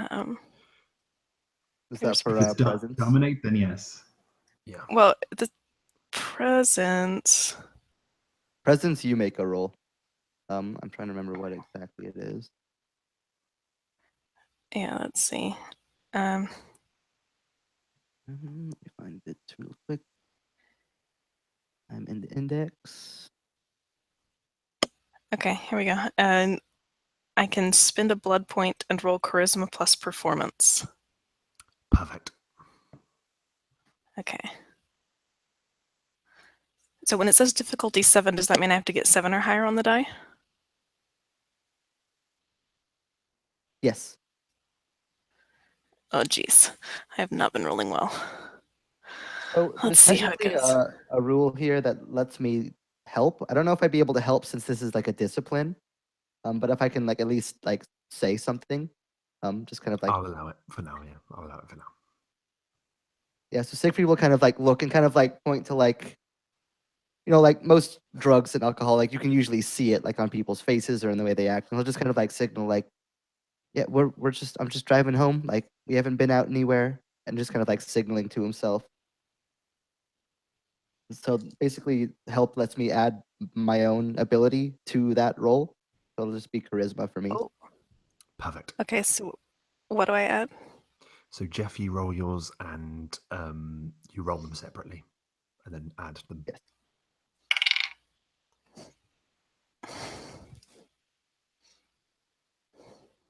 No. No. I'm at 2 successes, so Oh, gosh. That's good because I can't roll to save my life, apparently. So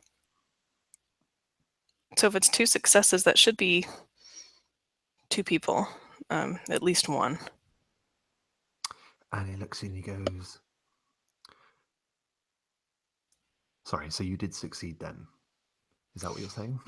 Yeah, if Jeff is Okay. able to add his in, then yeah, we that's succeed. fine.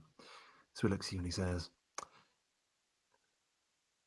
usually it's routine, but I can see absolutely you're right. You don't seem to be sorry to trouble you. And he seems to like be building the sentence like as he's going, like he doesn't quite know what he's saying, but he sort of steps back, and you can see he had like a breathometer that you just breathe in to see if you've been drinking.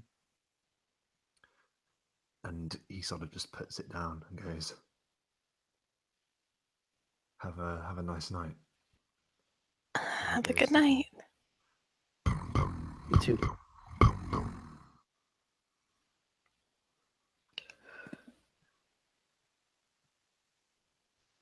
Yeah, no, I drive off as calmly and quickly as is reasonable. Okay. You pull up. Siegfried's place. What is it like? West End, it's probably going to be an apartment or a flat, I'd say. Yeah, I mean, I have I think 3 in resources, so it'd be like a decent I imagine it'd be pretty small given the area that it's in. It could be a house, I suppose. Like it could be an attached house. Yeah. Yeah, like a super small house, just like a couple rooms.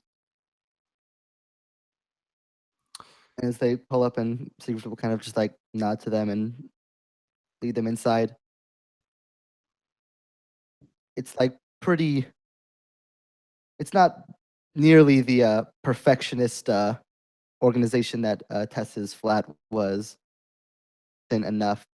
There's like not very well decorated, but there's like a couple like paintings and things on the walls of like old like classic paintings, just like replicas.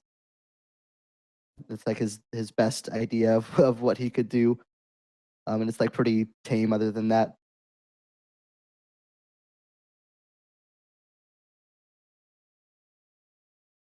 And what do you want to do whilst you're here?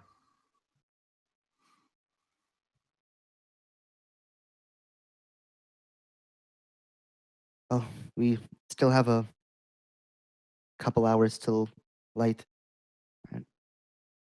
Anything that you guys need or want? We need to kill this man, don't we? I think you probably need to, you know. I'm fine.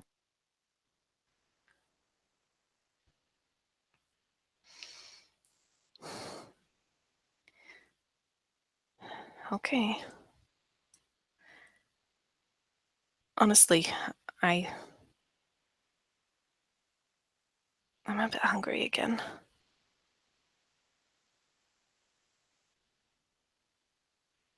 Already?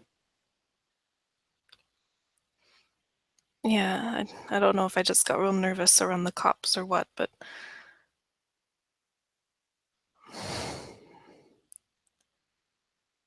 yeah.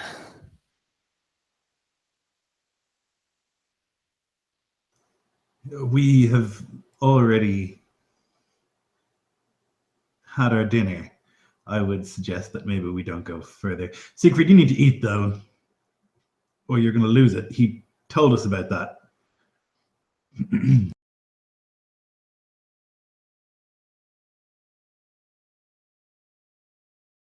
fine.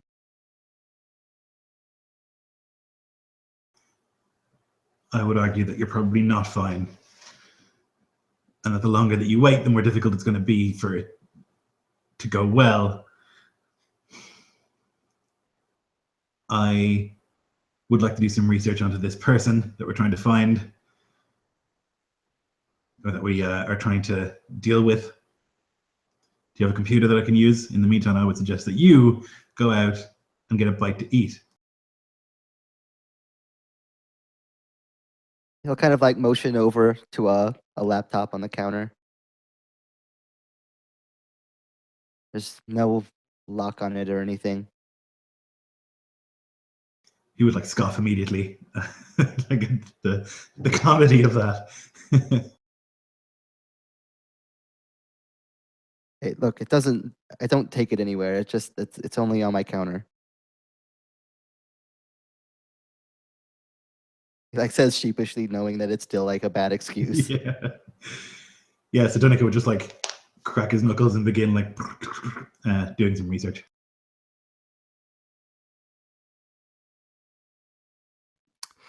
Okay, so Well, I would ask if I could get you guys anything, but apparently that's not gonna work. So make yourself at home. I'm gonna go walk around for a little bit, try to clear my head.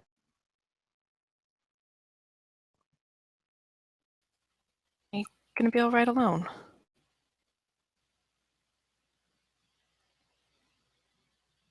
Well,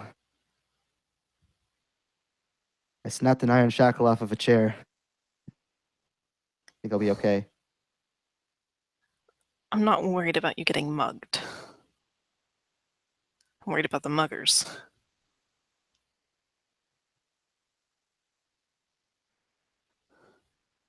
He just like shrugs.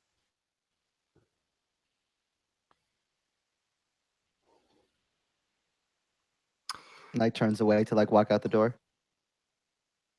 And the door closes. Siegfried, you can hear everything. You can hear the paws of a cat moving across a fence at the end of the street. You can hear the dull thud of a car radio. And you see the garish bright lights as you begin to walk down a few narrow roads. And you see at the very end, the Broadway. You can see where the lights from the West End theatres illuminating the area.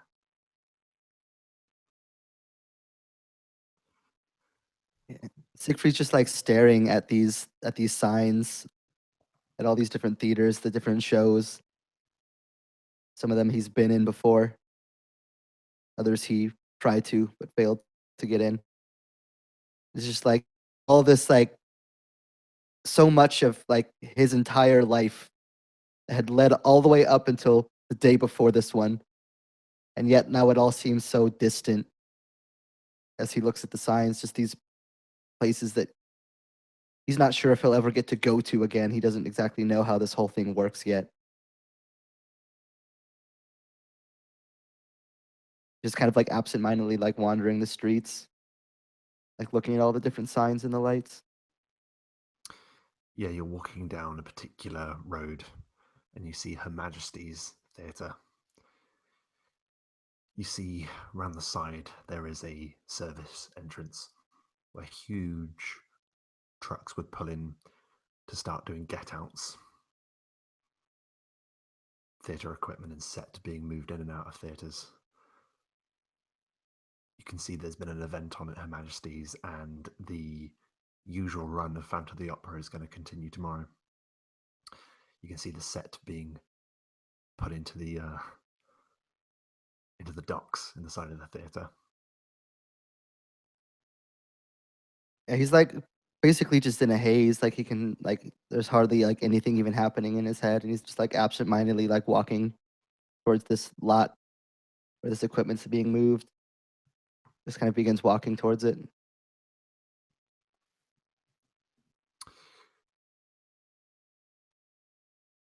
Now, Tess, what are you doing? So Tess is trying to follow maybe a block or two back. Her eyesight is better than she ever imagined it could be, and even from this far she can clearly see him. But she's just feels on edge. Wants to not have any of them really out alone right now.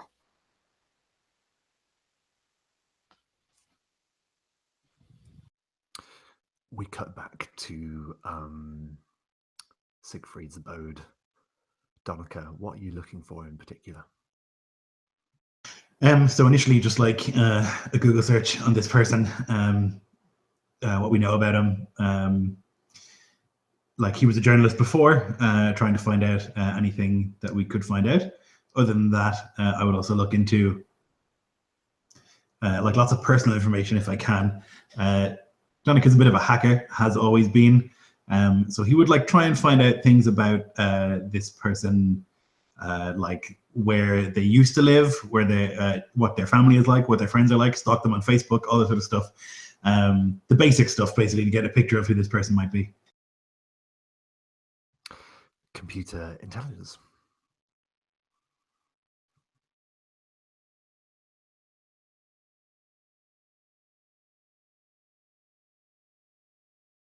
Five.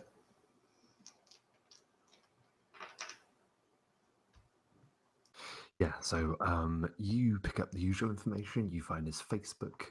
You find places where he's sort of tagged himself in different locations. Edward Smythe, a columnist for the Daily Mail, not a particularly nice one.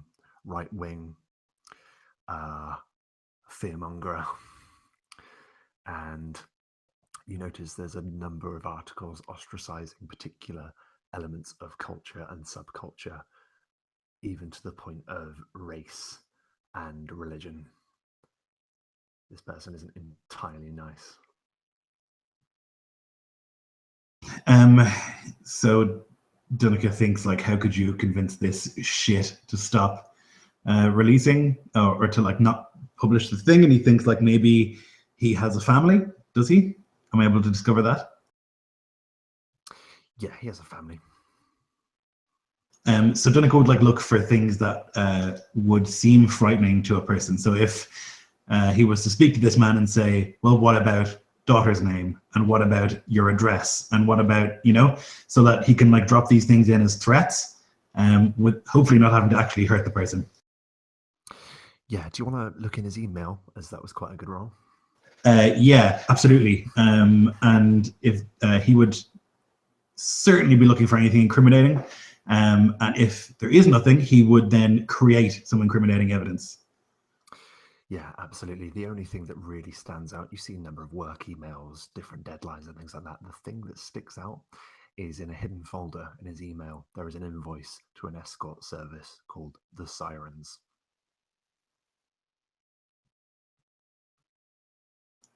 So another tab opens. I look up what that is, if I can find out anything about that particular escort service. Like it's not conveniently like a race that he's bashed or anything like that. You can't tell, but it's he's clearly invested a number of hours with a number of different people. Yeah.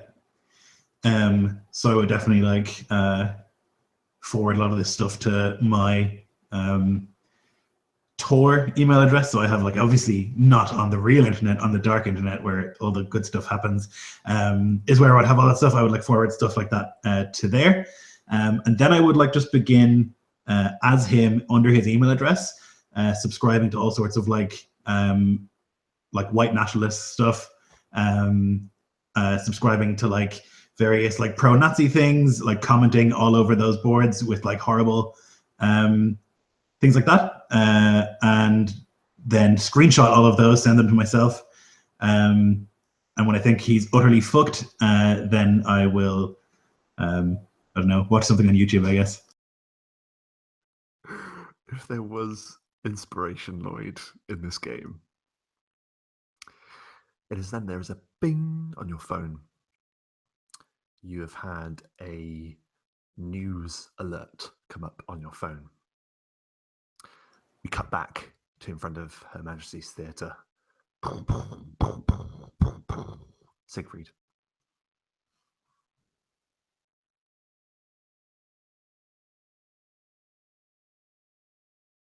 Yeah, so at this point, Siegfried is basically just nearly a zombie.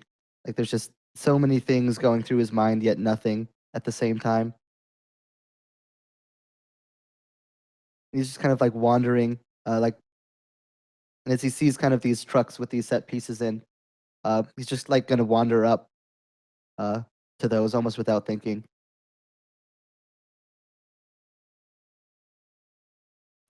Yep, they're busy working. The people sort of hauling kit in and out, schlepping.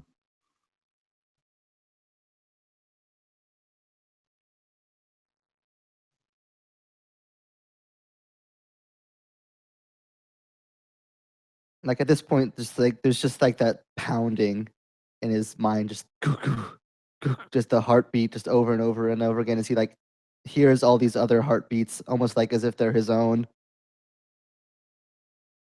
He's going to like look for somebody, like maybe that's like standing, like maybe they're like on break and have like stepped off to the side, or like they're kind of moving somewhere, something like off by themselves. Yeah, you see someone having a cigarette down the side of the theatre. Yeah, and like he looks up like at the theater, the sign, Phantom of the Opera. Like, like his heart is pounding. He's gonna begin like walking towards this person. As he does so, under his breath, he begins like first humming and then like just like barely even a whisper, like singing. Past the point of no return. No backwards glances. As he's like approaching towards this man having a cigarette. That's fucking amazing. As you hum the words of that favorite song from Phantom, I'm going to allow you to just do it because that's badass. Yeah, What's like it he just walks up, just like near silent, like strange quickness. Like he can like feel his hands shake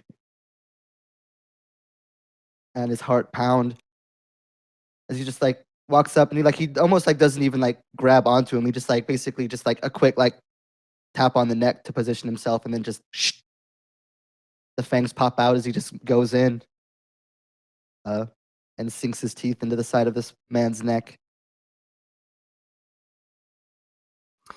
Yeah, that euphoric rush. It's like the most beautiful melody echoing in your mind. You feel inspired. You feel like you can achieve things that you could have never done in your last life. You feel inspiration and power fill you. A love for everything that is art and everything that is beautiful in the world. A gush of red. Tess, you're walking and you hear a bing on your phone. It is a news bulletin.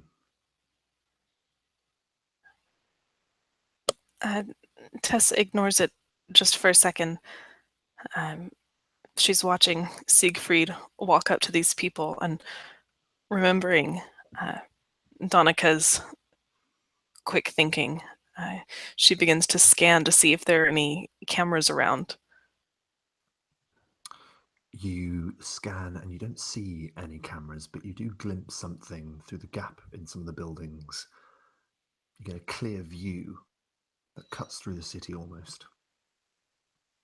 You see a number of people have stopped and are looking in one particular direction.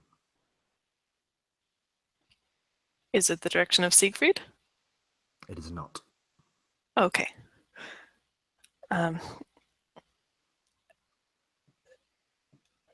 Sensing that Siegfried is going to be fine and there's not any cameras, she'll begin walking towards that crowd of people, very curious, and she'll just pull out her phone and check as she's walking.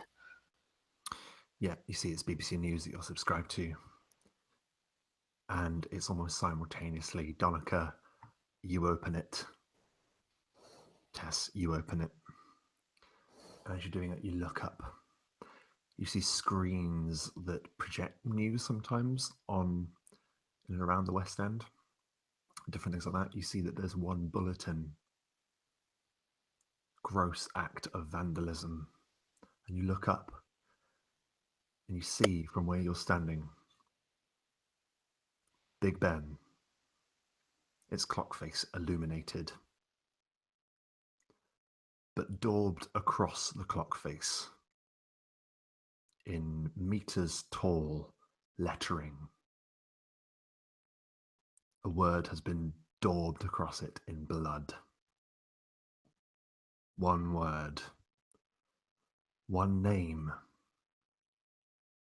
Ripper.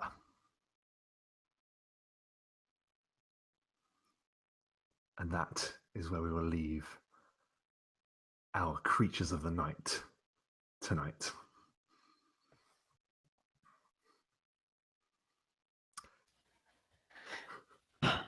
Awesome game, Rob. Holy shit. Yeah, that's great.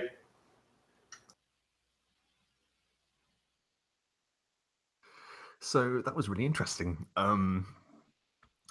Like I say, sandbox, anything can happen, and I just threw stuff at you, and you really went with it. I really like that, guys. I really enjoyed that. You guys embraced the situations with really good stuff. I really, really like that. So as ever with my games, I'd like to go around all of you. If you say thought of the game and plug anything you've got going, and we'll sign off. Oh, and we'll start with Jeff. Yeah, I'm Jeff from Counterbalance. Wow, like that, we covered a lot of ground there. Like I feel like most characters in most like tabletop games and like D&D, like you kind of like know the morality of your character, like going into it, like, you know, and you're like okay with killing, you're okay with doing all these like terrible things, like, but it's like it's so different to be like trying to discover that part of your character, like who is this person going to be after this terrible like life-changing event. Like it's such a different perspective to try to like view a character through, and like I'm still trying to like work it out, like, but like it's super fascinating, like have like these simple quandaries be like huge moral events, like even just like, well, like I need food but I don't want to do it, but like if I don't, like I'm gonna go crazy.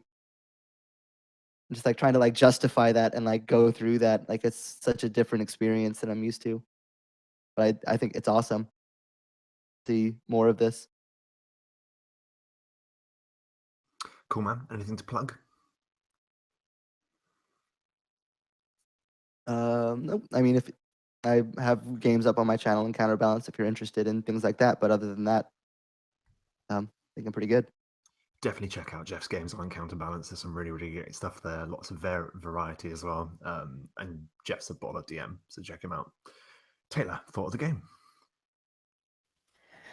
I really am enjoying this. I'm not a hack and slash kind of D&D player, and I'm perfectly happy with sessions where you don't roll any dice. And I feel like this is going to be the kind of game where you could get through a session rolling twice and it would still be a fantastic session because you're going to cover a lot of situations, and there's just a lot, like Jeff said, you're really kind of exploring these characters. I really like that you kind of threw us for the loop with like not knowing who the sires are, and like we're already unsanctioned. That's a really fun twist on I think maybe how other people approach the game. I'm really enjoying it. And anything to plug? No, I only got 2 games on my channel. It's not worth plugging. Go and subscribe to Mums the Nerd. 2 great games on there already. And thanks. And finally, Lloyd. Yeah, it's fucking really fun. When you mentioned that a guy worked for the Daily Mail, I was like, oh, fuck this guy already. I didn't even need to know that he was like, I knew he was a racist, you know, I didn't need you to tell me that. Yeah, no, it was really fun. Moments like looking at my wife, like trying to call me, that was awful, like really heartbreaking.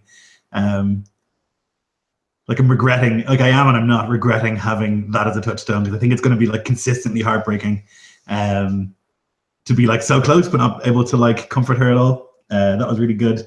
I enjoyed the moment on the tram where they were both like, God, it's so hard being beautiful. That was really fun. Yeah, just really fun overall. I really enjoyed it. I like that there's technology involved. I like that it's modern. I don't have to like do, you know, like with Against the Shadow, we have to speak a certain way. Like I can just talk like me, which is really nice. You know, you don't have to think about what you're saying so much. But yeah, super fun. I'll plug myself, I guess, and Taylor's channel and Jeff's channel. Definitely go check out YLDM. Yeah, it felt like a really relaxed game. I had to lower my voice, by the way, halfway through the game because I was like, shit, it's getting late, and I have people that live with me, and it's Sunday. So apologies if my sound dipped a little bit in that game. But yeah, really relaxed game, I feel, as well. Like, I didn't feel like I had to like push you guys to do anything. You just sort of were. And I'm glad that each of you got to It was feed. very organic. Yeah. Yeah, it was really good fun. And I'm really looking forward to the next session as well, because yeah, it's going to be cool. Ripper. That's what I've been holding back the whole time, because yeah, I'm sure you probably know what that means, right? If you don't, it doesn't matter. We'll talk about it another time. But anyway, thank you ever so much for playing, and for those of you watching live and after the fact, thank you ever so much for dropping by. If you like this, like it. If you want to see more, subscribe or not. We're all friends here, or are we? Take it easy. I hope that all of your performances are up to standard.